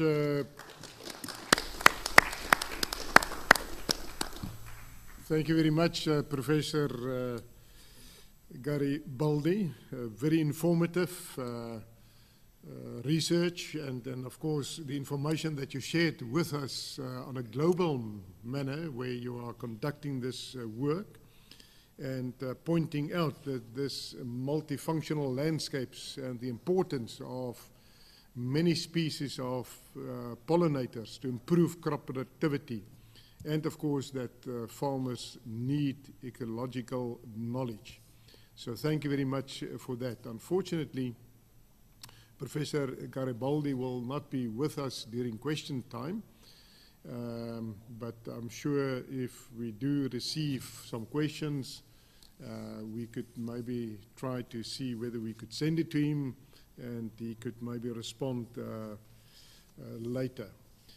Our next speaker is Arjuman Nizami. He is the country director, Pakistan Hal Vitas, and she will present online. Arjuman Nizami, you have the floor. Thank you very much. Thank you very much, Mr. Chair, and very happy to speak today with learned participants, and I've been really enjoying presentations since yesterday. Just a word about my introduction. I am a representative of a civil society organization, and that is the perspective from which I am speaking with you today. Helvetas is a Swiss bilateral development organization, and most of our work is with smallholders, small farmers in geographical locations which are usually resource deficient in many ways, and I'll explain a couple of examples in my presentation. I'll just share my screen with you, and I hope you can see my screen. Yes, if you can just put it on full screen. Great, thank you. You can go ahead. Thank you. So my topic was smallholder system, resilience building in smallholder system, and in my understanding, it is characterized by optimizing opportunities, climate and resource production factor. I say climate particularly for high altitude areas where I have come across farmers who hardly have 4 or 5 or 6 months cultivation or agricultural window within which they have to ensure that their subsistence farming is rewarding enough for feeding their farming household. Similarly, optimizing soil and water and land resources for production. Technology needs to be appropriate, particularly for weaker farmers, because in smallholder system, migration has been a frequent element. Most of the weak people are left behind to take care of the agricultural operations. It should also aim at achieving self-sufficiency in food production for the family, especially in remote districts, resilience against natural shocks and also market fluctuations, less dependence on external inputs. This is extremely essential in order to save costs and really cater for market fluctuation. And also it should aim at sustainable food production. So it is not really a farming decision from one day to the other. This is the farming family in smallholder system which needs to remain capable of cultivating their lands over a longer term. So keeping these elements in view, I am happy to share 2 examples which we introduced in Helvetas in high altitude and sub-mountainous areas. One has been vertical vegetable farming. This experience has been mostly implemented with smallholder women farmers. In Gilgit-Baltistan and in Khyber Pakhtunkhwa, those who know Pakistan, in mountainous areas, this has been very successful, especially because these people have very little agricultural land. Most of these villages and women's mobility to market is very restricted, and usually inputs are not frequently and regularly available for agriculture farming. So in this vertical farming system, we have introduced a kind of tunnel-like structure. As you can see, 1,200 square feet of land. It can be also halved in case land is really deficient. So in a family courtyard also, this agriculture vegetable farming is possible. It is accompanied with a net and with some wire mesh and maybe mulching sheet to prevent weeds prevalence, and a weighing balance, just as basic tools for vertical farming. And we have accompanied this with training to women for vegetable production with different suitable varieties that can grow in vertical farming fashion. This is very much founded on indigenous knowledge of traditional vegetable farming, and probably not very much novel for several scientists and many of us who have been practicing agriculture in our lives. But for many women, this was a change of approach from bush farming, for example, as you can see, tomato cultivation compared to vertical farming. And results have been very, very encouraging. For example, in terms of resource optimization, if you look at it, the quantity of land, the size of land for the production was quite enormous. So 1/4 of land for the same quantity of vegetable production, 50% water reduction. It was designed to really cater for hailstorms or windstorms or cyclones kind of shocks. And we were using, the women were using full potential of the vertical farming, for example, intercropping with cabbage.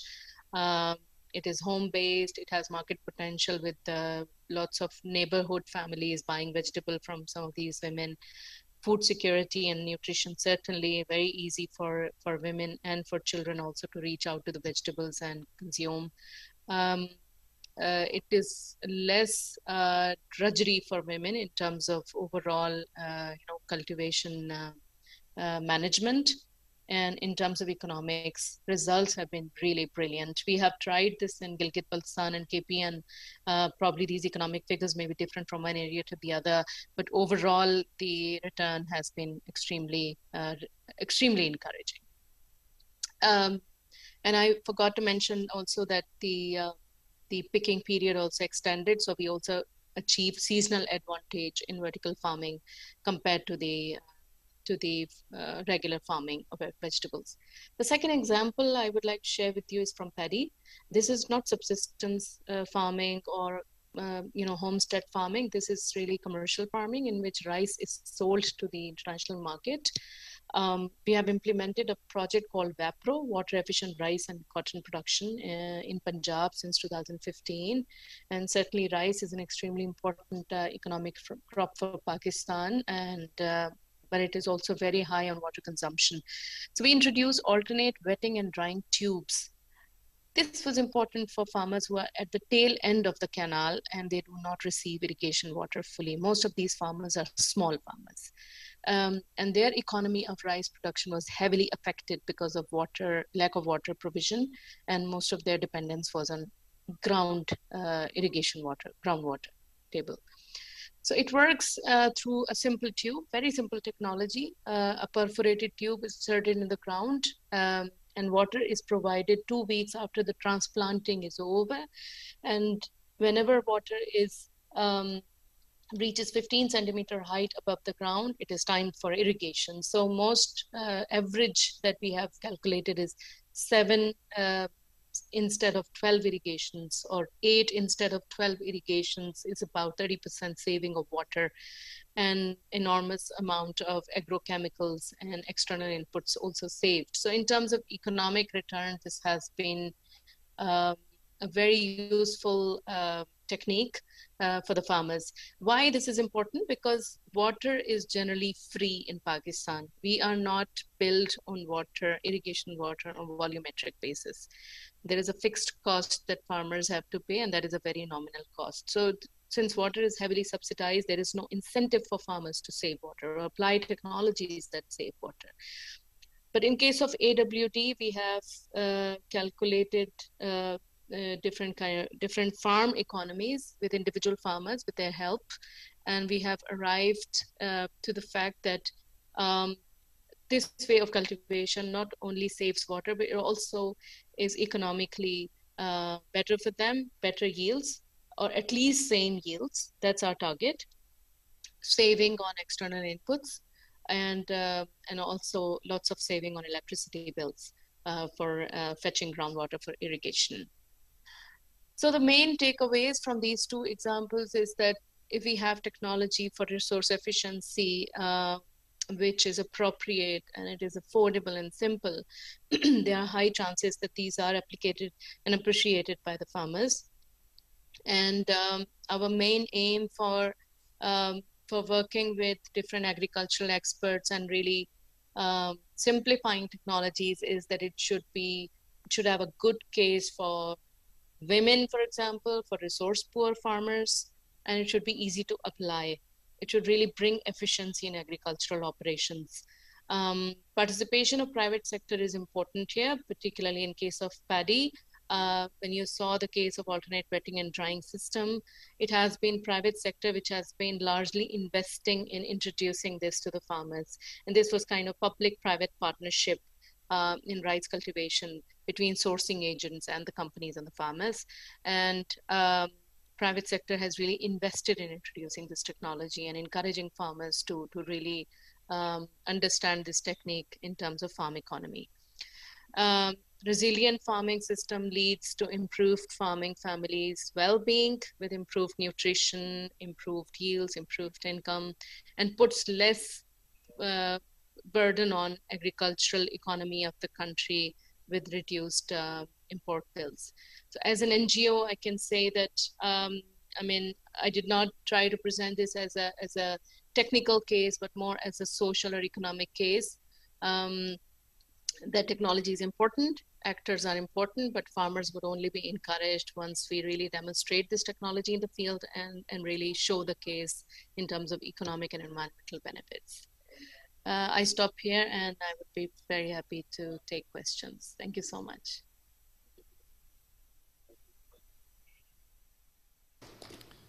Thank you very much, Arjumand. That was very interesting and excellent information that you shared with us on the efficient production for resilience in smallholder systems. And the two examples that you gave in terms of the use of vertical vegetable farming with remarkable results, as well as the use of alternate wetting and drying techniques. Very interesting and informative. And I'm sure there will be some questions. So if you could stay with us, I know it is already late in the afternoon in Pakistan. So thank you very much. We then move on to the next speaker, and that is Ben Fox. And on behalf of Walter Jenner, who is a microbiologist and founder of Healthy Soils Australia, and Ben Fox sent a presentation for us with a video. So we are looking forward to listen and, to that. Thank you, Ben. Hello, my name's Ben Fox. I'm co-presenting with Walter Jenner from Regenerate Earth. Today I'm going to take you through some of the potential for farmer-led regeneration from an Australian perspective, particularly looking at agricultural ecosystems health. So we'll look at why Australia is unique in this space and some of our very old ecosystems. We'll go through some of the mechanisms by which we can actually manage and look out for and control these, or influence, I should say, these agricultural ecosystems. And then, of course, we'll tie it all together with some of the current things that are the cutting edge of Australia and our take on how we're doing this stuff. So strap in. So in the agricultural ecological management space, Australia has something truly unique to offer. The continent here, because it's massively stable plate tectonics is very, very old, almost unimaginably so. And that means that our soils here are leached. We have incredibly nutrient deficient soils, very, very old. And over time, they have simply been washed clear of many, many nutrients that other continents take for granted. And this means that there has been a co-evolution here of highly efficient soil microbial ecologies in symbiosis with plants and animals. So there is a very complex ongoing web of very efficient systems. And these processes underpin Australia's highly resilient, productive natural biosystems and our incredible natural capital values. One of the key valuable functional elements of the Australian co-evolved ecosystems we mentioned earlier is the Australian germplasm, the genetic material within seeds that is the basis of the primary production that drives the food web and connects into the soil microbial ecologies we saw earlier. And so these germplasms, these seeds, have become incredibly good at connectivity, but also, as you know, photosynthesis drives the primary production of the entire food web from photosynthesis and connectivity with the underground mycorrhizal fungi. So the germplasm is core to this, but is also portable and can be moved around and offers great utility as a result.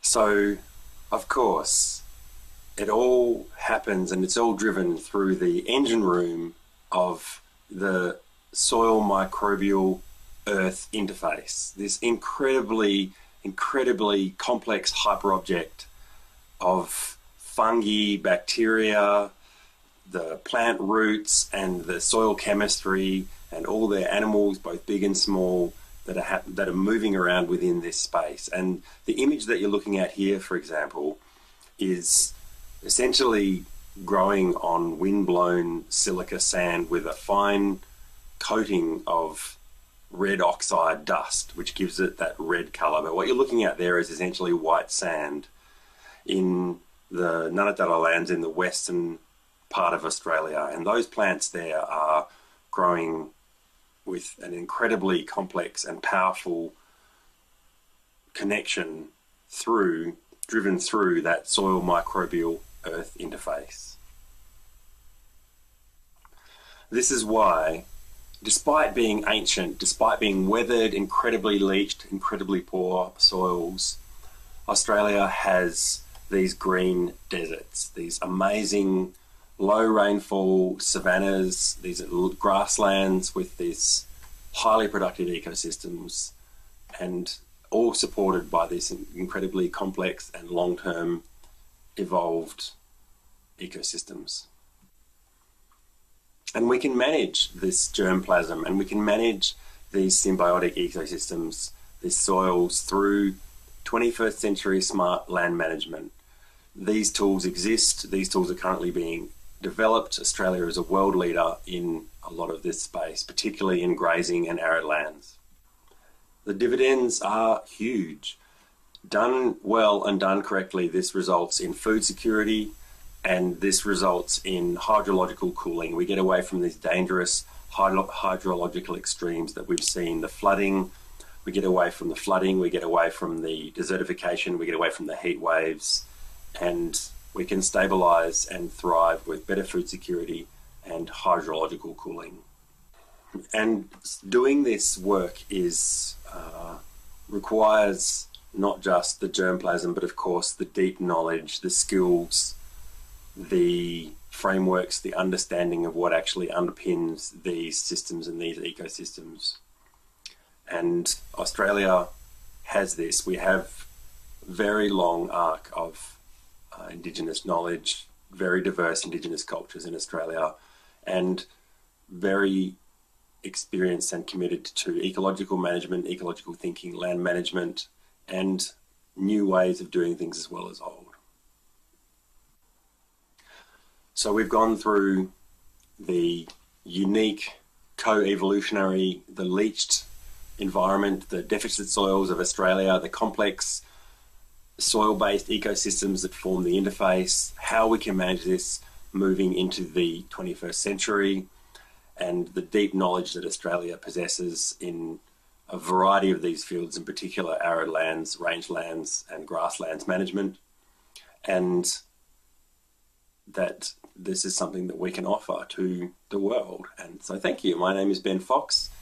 I've been co-presenting with Walter Yainer for Regenerate Earth.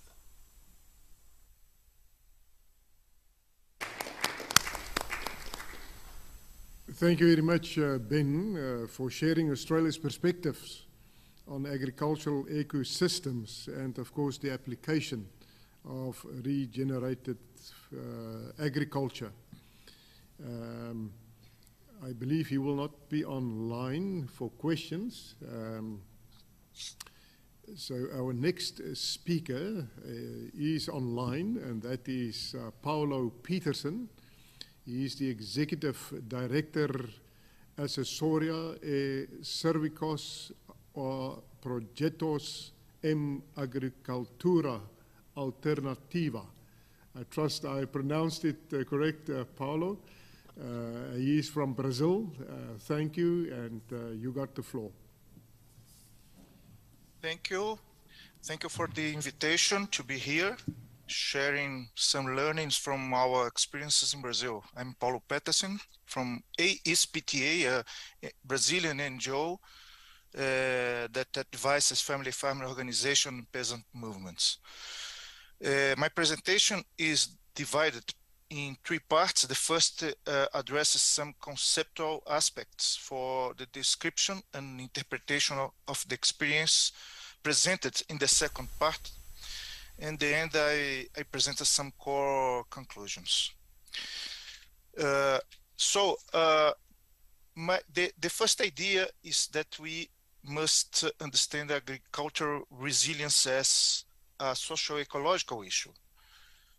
Farming as a co-production process.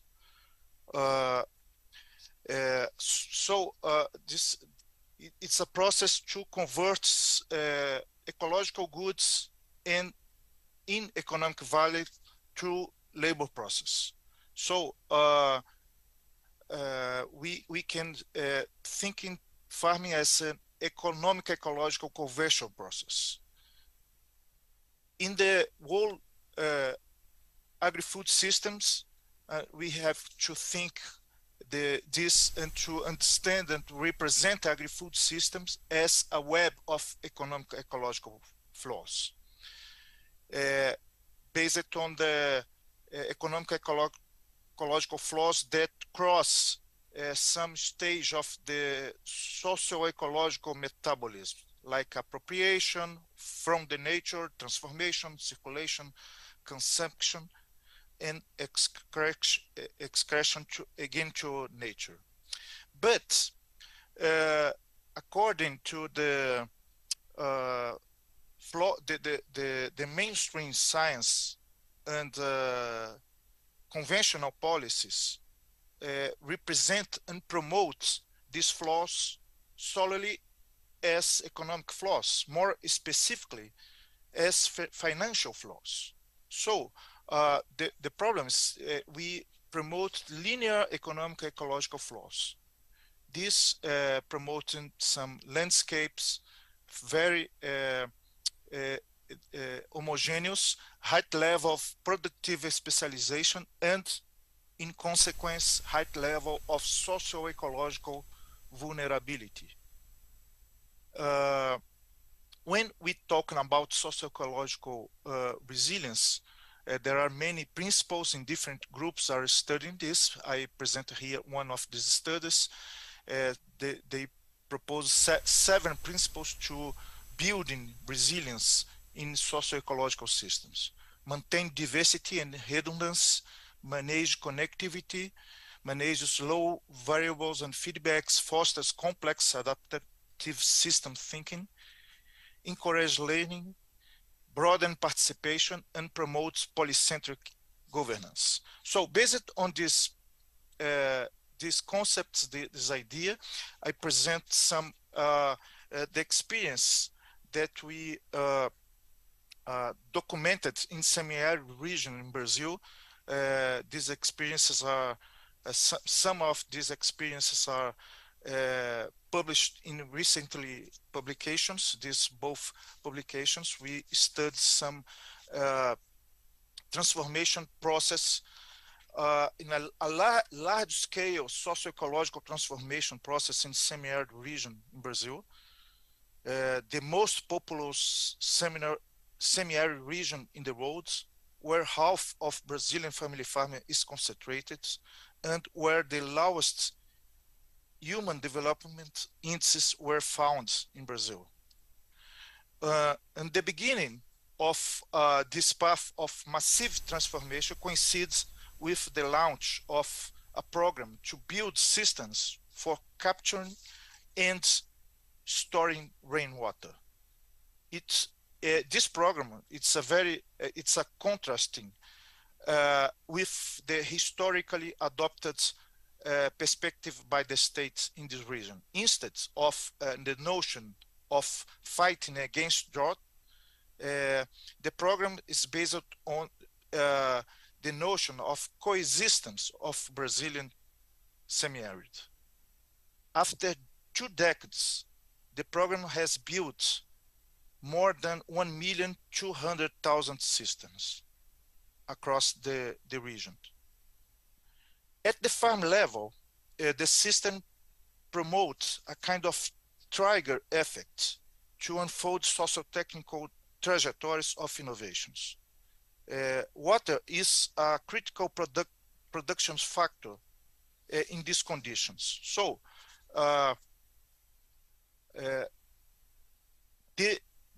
the effect of when farmers have the possibility to fight or to have space to innovate and to promote a web of innovations at farm level.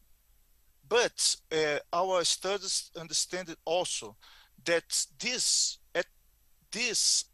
innovations at farm levels are totally connected of new institutional arrangements at community and territorial level. So there is a new institutional arrangement of collective action devices like farmer-to-farmer exchange, work rallies, community seed banks, solidarity revolving funds, fairs, and many others. And in the third level, the public policies. Many public policies, new public policies, a new generation of public policies oriented to family farming. And these three main principles of socio-ecological resilience are in this picture. Encourage learning, broaden participation, polycentric governance. So in our studies, we represented agroecosystems as a cultivated and socially managed ecosystem. So there is a family farm as a social nucleus of agroecosystem management. And these innovations diversified the systems in different subsystems and some artificial ecological infrastructures, equipments, and new facilities to capture, store, transport, and process water, nutrients, and energy mobilized by the agroecosystems labor process. In other words, how to promote endogenous development based on local resources. And the super systems, the institutions that regulate economic exchange with the wider society. The state, markets, and we can understand markets, not only one kind of market, but different kind of markets, territorial, conventional, institutional markets, and the communities where the family farmer exchange by reciprocity relations. So the result of this transition process, socio-ecological transition process, it's a complex web of economic ecological flows, some input flows representation on the left and the output flows representation. So different, it's a dense web of economic ecological flows. If we can assess the socio-ecological resilience from 2015 and 2019, this is a study in the state of Bahia. We did in 26 farms. We see that the index of socio-ecological resilience start from 0.29 and in 2019 is 2.60. So this is some parameters that we can evaluate, and the innovations related to these parameters during this period, only 5 years. So the idea, the main conclusions that farming resilience cannot be assessed and promoted as a quality detached of economic, social, ecological, cultural, and institutional dimensions of agricultural development. Farming resilience must be understood as an emerging result of a virtuous circle driven by the construction of autonomous and efficient agricultural economies, simultaneously oriented to meet the needs of farming families and rural communities and to regenerate and conserve the biophysical basis of agroecosystems. So the virtuous circle can be represented by the strong connection between the 10 elements of agroecology as proposed by FAO. So socio-ecological resilience, the element 6, as a result of the synergetic effect between productivity, diversity of agroecosystems, the efficient of use of and local resource, to co-creation of contextualized knowledge, re-evaluation of local food cultures, the cultivation of human and social values for development, solidarity, and regenerative economies based on democratic, accountable governance system. So the agroecological perspective can build and connect the 10 elements, and resilience is not a detached objective from our development programs. Thank you.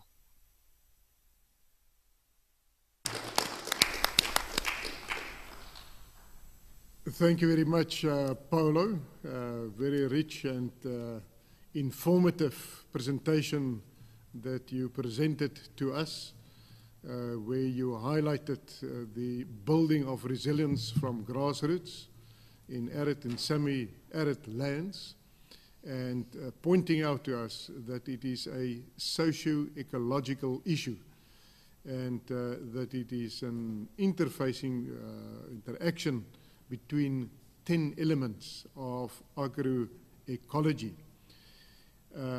As I mentioned then, our last speaker, Nicholas Sharp, is not with us. So this brings the end to our formal presentations. And this is now time for us to have some questions, and either hear from the audience or online. So please post your questions. We do have the two speakers with us, Paulo and Arjumant, and they will gladly give us some answers if questions has been posed to them. But before we go to that, first of all, I would like to ask Marcella Quintero, maybe just introduce yourself again for the new group that are online, Marcella, and give your impressions and some takeaway messages. Thank you, Marcella. Thank you, Chair. Marcela Quintero from the CIR and working at the Alliance of Biodiversity International and SEAT. So I would like to highlight 5 takeaway messages. First one, I think from the previous session and this one, there is a strong emphasis on looking crop production not only from the crop productivity angle, but also from the dimension of biodiversity conservation and water management, and the importance of managing these 2 components of the agroecosystems if we want to deliver multiple benefits, not only in terms of crop production, but also in terms of nutrition, income, and resilience. So I wanted to highlight that, I mean, the importance of previous presentations on the importance of biodiversity, for example, on that multifunctional role of agriculture.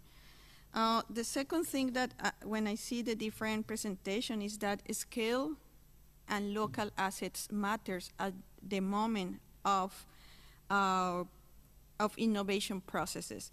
So we saw, for example, in the case of Pakistan, how the recognition of the local assets and the needs are really kind of shape what really can take off in very specific systems. So here is how contextualization of innovation processes to the local context is super important.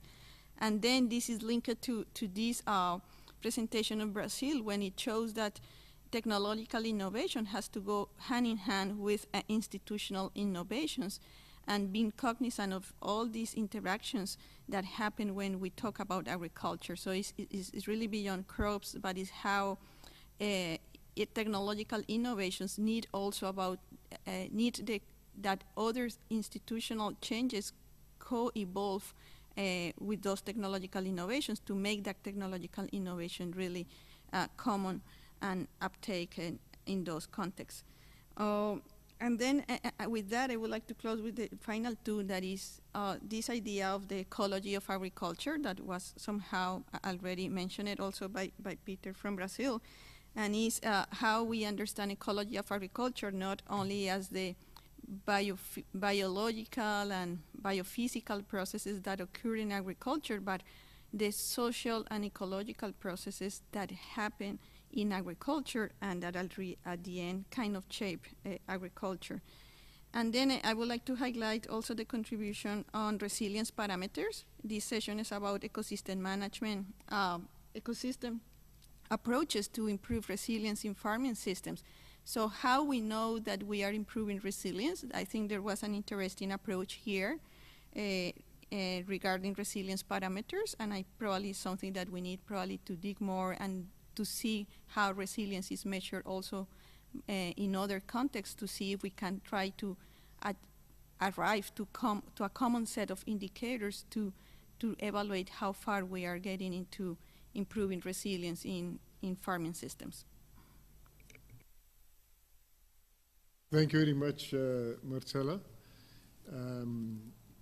You might have seen Marco Arcieri is also here on the podium, and I would like him also just to introduce yourself and give us some impressions and take-home messages. Thank you, Marco. Yes, thank you, Chair. I am Marco Arcieri. I'm the Vice President Honorary of the International Commission on Irrigation and Drainage. So we are kind of more focused on everything that is regarding water resources use. I think that the final remarks that have been just delivered by Marcella have covered mostly of the topics of the most important issues that have been discussed in this second session. So in my remarks, I would like to focus a little bit more. I think it was very insightful, and it was very interesting what has been shown by Dr. Nizami regarding this new opportunity to have rice irrigated with this alternate dry and wet technique, which is actually, I don't know if this is also acknowledged by Dr. Nizami, but this is something also that is actually very much carried out here in Italy, in the northern part of Italy, because maybe not many of you might know, but Italy is the most important rice producing country in Europe. So we are very much focused on rice production, especially trying to introduce new technologies and new methods of irrigating rice. So we have different approach that could be I would like to ask Dr. Nizami if what is the I've seen, of course, the presentation, because here we have different approach. We might have dry seeding. We have the seeding is on dry soil, and then we irrigate, or we can have soil covered with water, and then we partially dry after the 5th leaf of rice has been rising. So what is the kind of mainly what is the kind of approach you're using in your new approach for rice irrigation? And also if you have tested different varieties, because of course the response of this new technique is also depending on the kind of cultivar that is used for production. And also may I add to this, Chair, that there is a new very interesting frontier regarding rice production, which is what is currently being experienced, especially in the northern part of Italy, regarding drip irrigation for rice. So I know for sure that Netafim is carrying out some field trials on this, and this might be also something worthwhile to consider of course, under the framework of water, in this case, water resources optimization. So there is a lot to do, and I'm very keen to listen to what is the main approach that are you using now in Pakistan, Dr. Nizami. Thank you. Thank you, Marco. Maybe while he's asking the question for Arjumand, if she can respond to Arjumand, please. Thank you very much for this question. So in case of Pakistan, we have tried direct seeding approach as well. But if I compare the results between direct seeding and alternate wetting and drying tube, adaptation among farmers, for example, because again, I will speak from the NGO's perspective, and I'm more in touch with farmers and would like to really present farmers' perspective. The result was, or the feedback was, that DSR was not so much appreciated by the farmers because of the weed prevalence. Weed control is still our problem in DSR, and basically why farmers like to flood their fields is to control weeds. Now, in case of alternate wetting and drying, the benefit is that you still have weed control because rice is transplanted the way traditional rice is transplanted. But then the idea is to give stress to the crop after 2 weeks of transplanting, and provide irrigation only after it is really necessary. And the perforated tube is actually our information center from where the farmer reckons if there is time for irrigation. Initially, these tubes were manually observed by the farmers, but recently we have had very successful experience with digitizing tube observation through mobile phone. We have experimented about 50 acres of area on digital technology, and farmers can assess through his mobile phone whether it is ready, the field is ready for irrigation.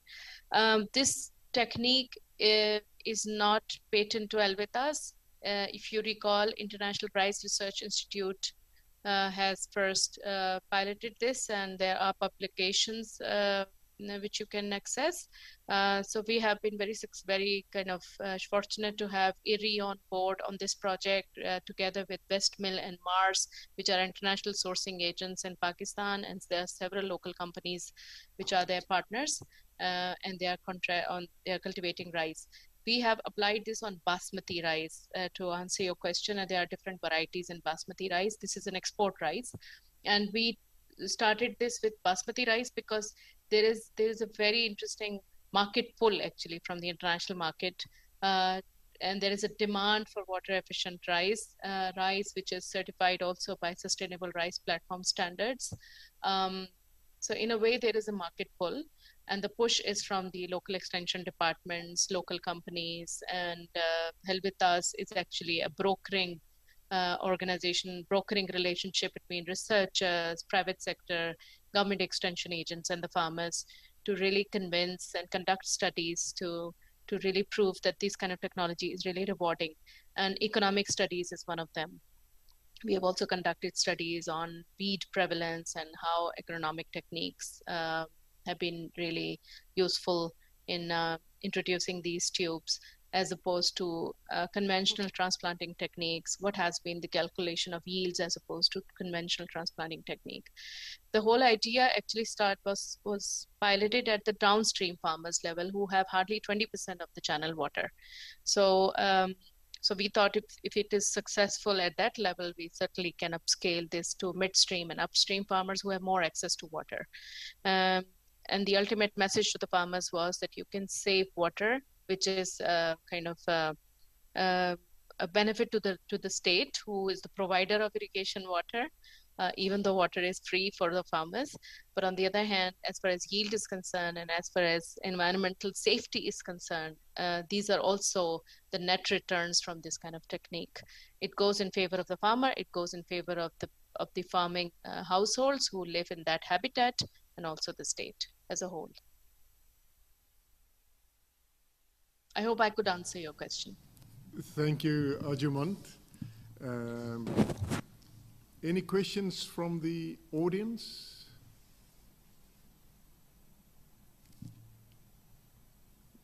Good. We have received several questions here from the online participants. And the first one I would like to put forward to Paulo. You mentioned the virtuous interactions between the 10 elements of agroecology. And how do you see the relationship between efficiency and resilience as two of the 10 elements? Paulo? Thank you for the question.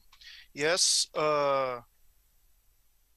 based on the agroecological approach, we can how to build efficient systems in terms of convert ecological goods and economic values in based on local resources, not to import external resources, mainly from the markets. So ecological principles can understand local ecologies and to work in a co-production process. So the meaning of this idea is that we can work of different components and ecological and social elements at a local level, and this builds this kind of web of economic ecological flows. That is one of the main or the main principle to build resilience. So the principle to be more efficient are the same to be more resilient in those terms. So we have to think in terms of not only in economic flows, but in economic ecological flows. Thank you very much, Paulo. Then we got another question for Arjumand. and that is, could you explain further how your work with vertical vegetable gardens helps to empower women, and what are the social implications and the social benefits of your work?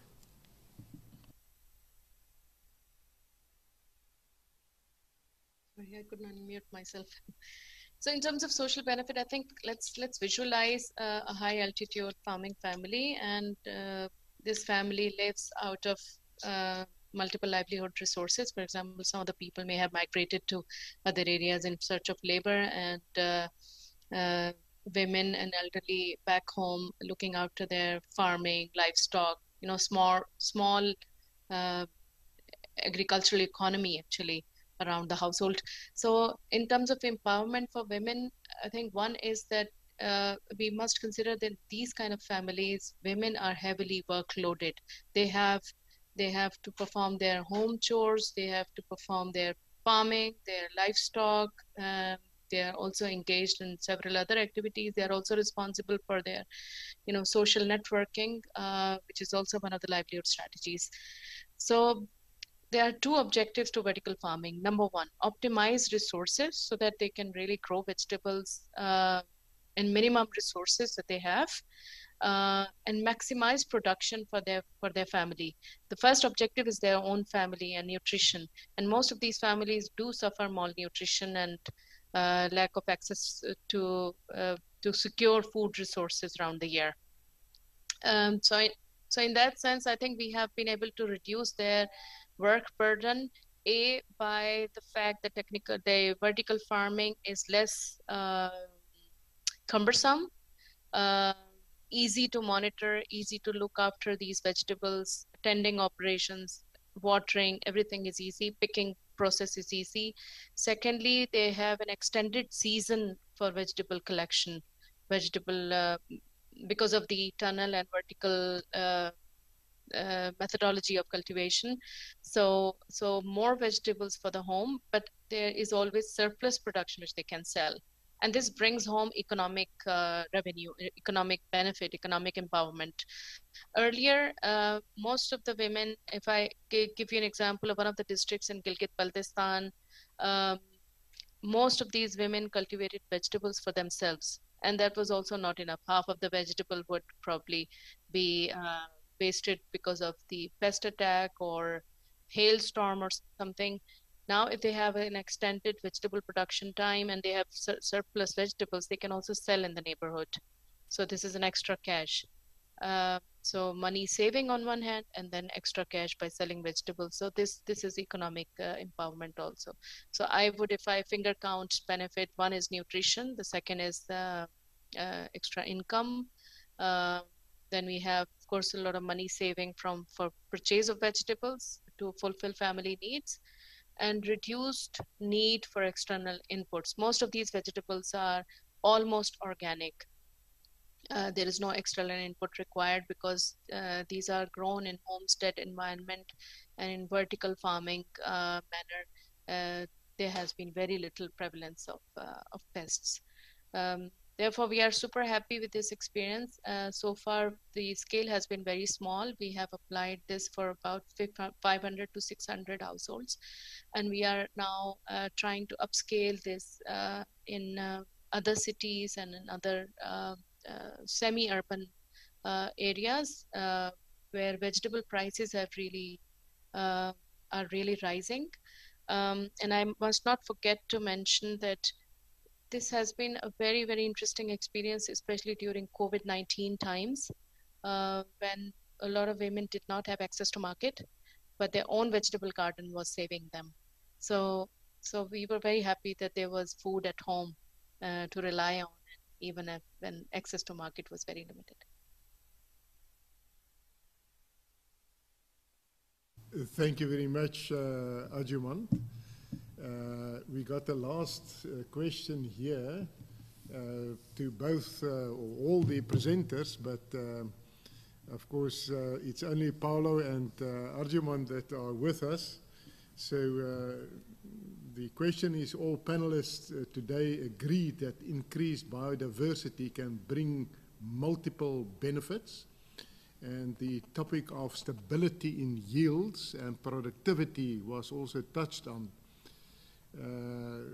If you got any comments for further elaborate on that, possibly with practical examples and success stories, would you like to share with us, Paulo, anything from yourself, and then Arjumant, if you could follow on after his reply. Thank you.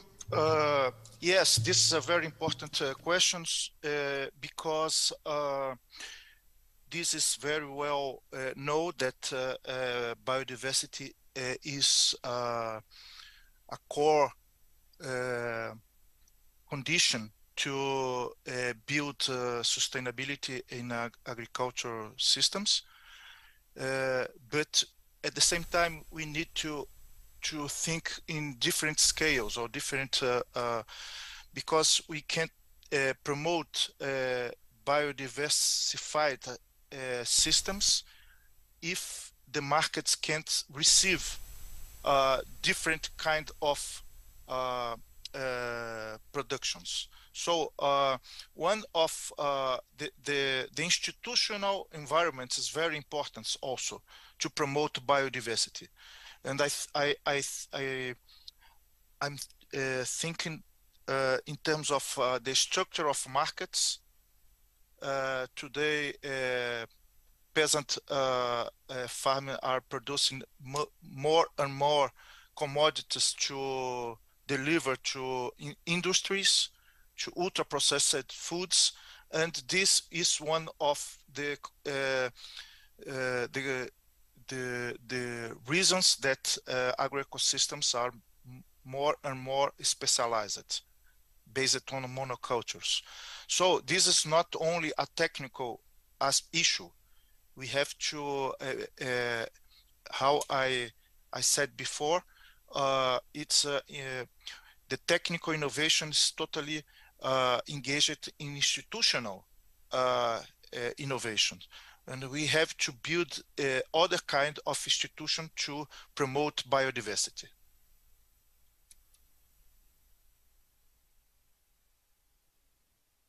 If I can continue with this and add, I think I would like to emphasize on public-private partnership.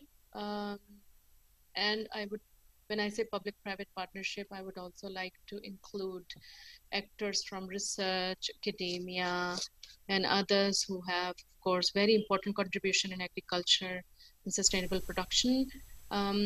In the examples that I've shown, or the examples that I have not shown in Elvita's life, when I speak about agriculture, I would say that sustainable farming or sustainable ecological agricultural production is only successful if we really recognize that this is really role of multi-actors in a multi-stakeholder participation manner. Now we have a lot of very good research around the world, and I just gave one example of AWD, and we know there are lots of papers which have been published, and like we just heard that it is also applied in many other countries. Why is it that these kind of technologies are not reaching farmers, or these are not really applied or multiplied like jungle fire? Why? Because lots of research sits in our shelves and it is not really applied in the field, and farmers are not really educated on what do they get out of using these kind of technologies, or improved technology, or improved way of doing agriculture. Sometimes this is just subtle, small, little improvisations that they have to introduce to their agriculture, but they don't, because there's no education and there's no outreach to the farmers. And this is where multiple actors really count. NGOs can play a very important role. Academia, universities can play a very important role, and at the same time, private sector. I really believe that private sector has a very important role in really introducing these kind of techniques, not only out of their corporate social responsibility, but also under the market pull. To give you an example of basmati rice, there is a lot of demand for sustainable rice platform standard rice. It is growing with time. And there are several indicators which companies have to fulfill before they really qualify for European markets, for example. And water efficiency is one of them.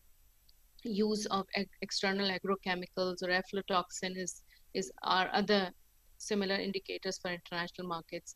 So in order to achieve their profitability and their due market share, if they would like to invest on ground with farmers in developing countries, I think these are the partnerships which must be encouraged.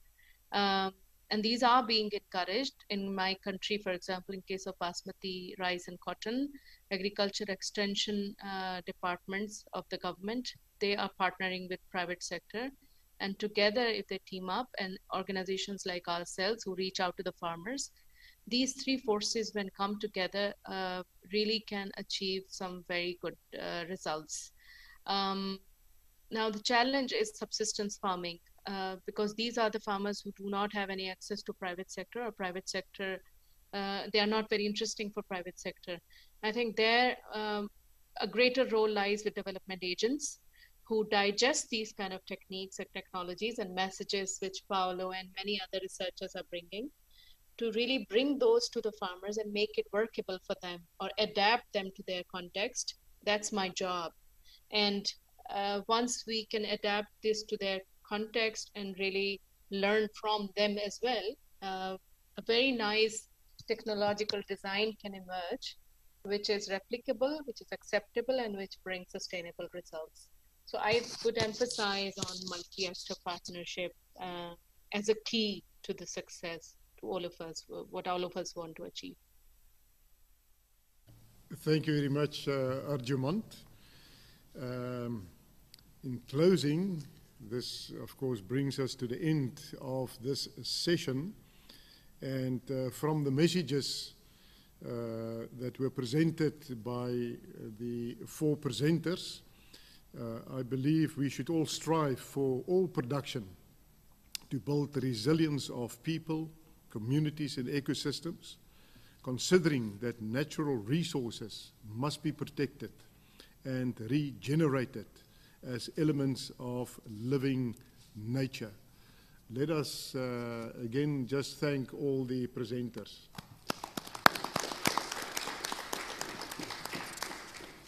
And before we break, we are going to have lunch now a little bit earlier than anticipated.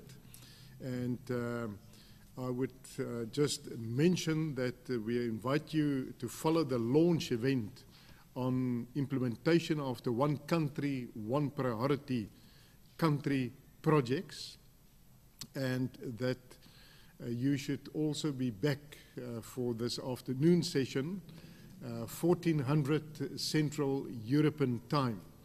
So enjoy your lunch, and in terms of the audience here, I would like Emma just to announce the invitation in terms of the lunch for this afternoon. Please, Emma.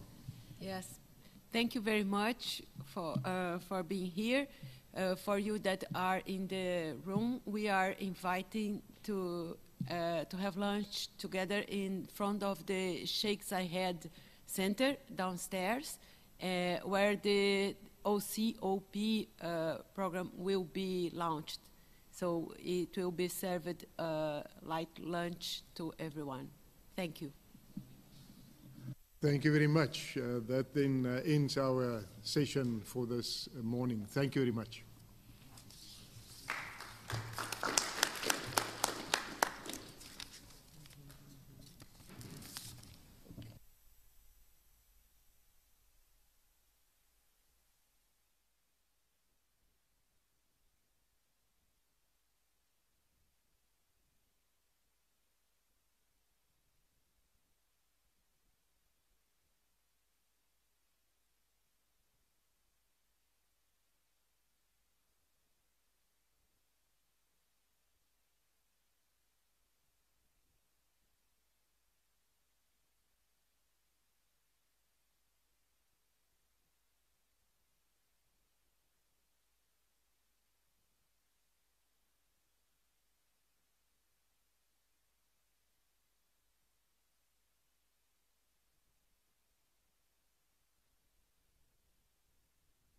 Went off well.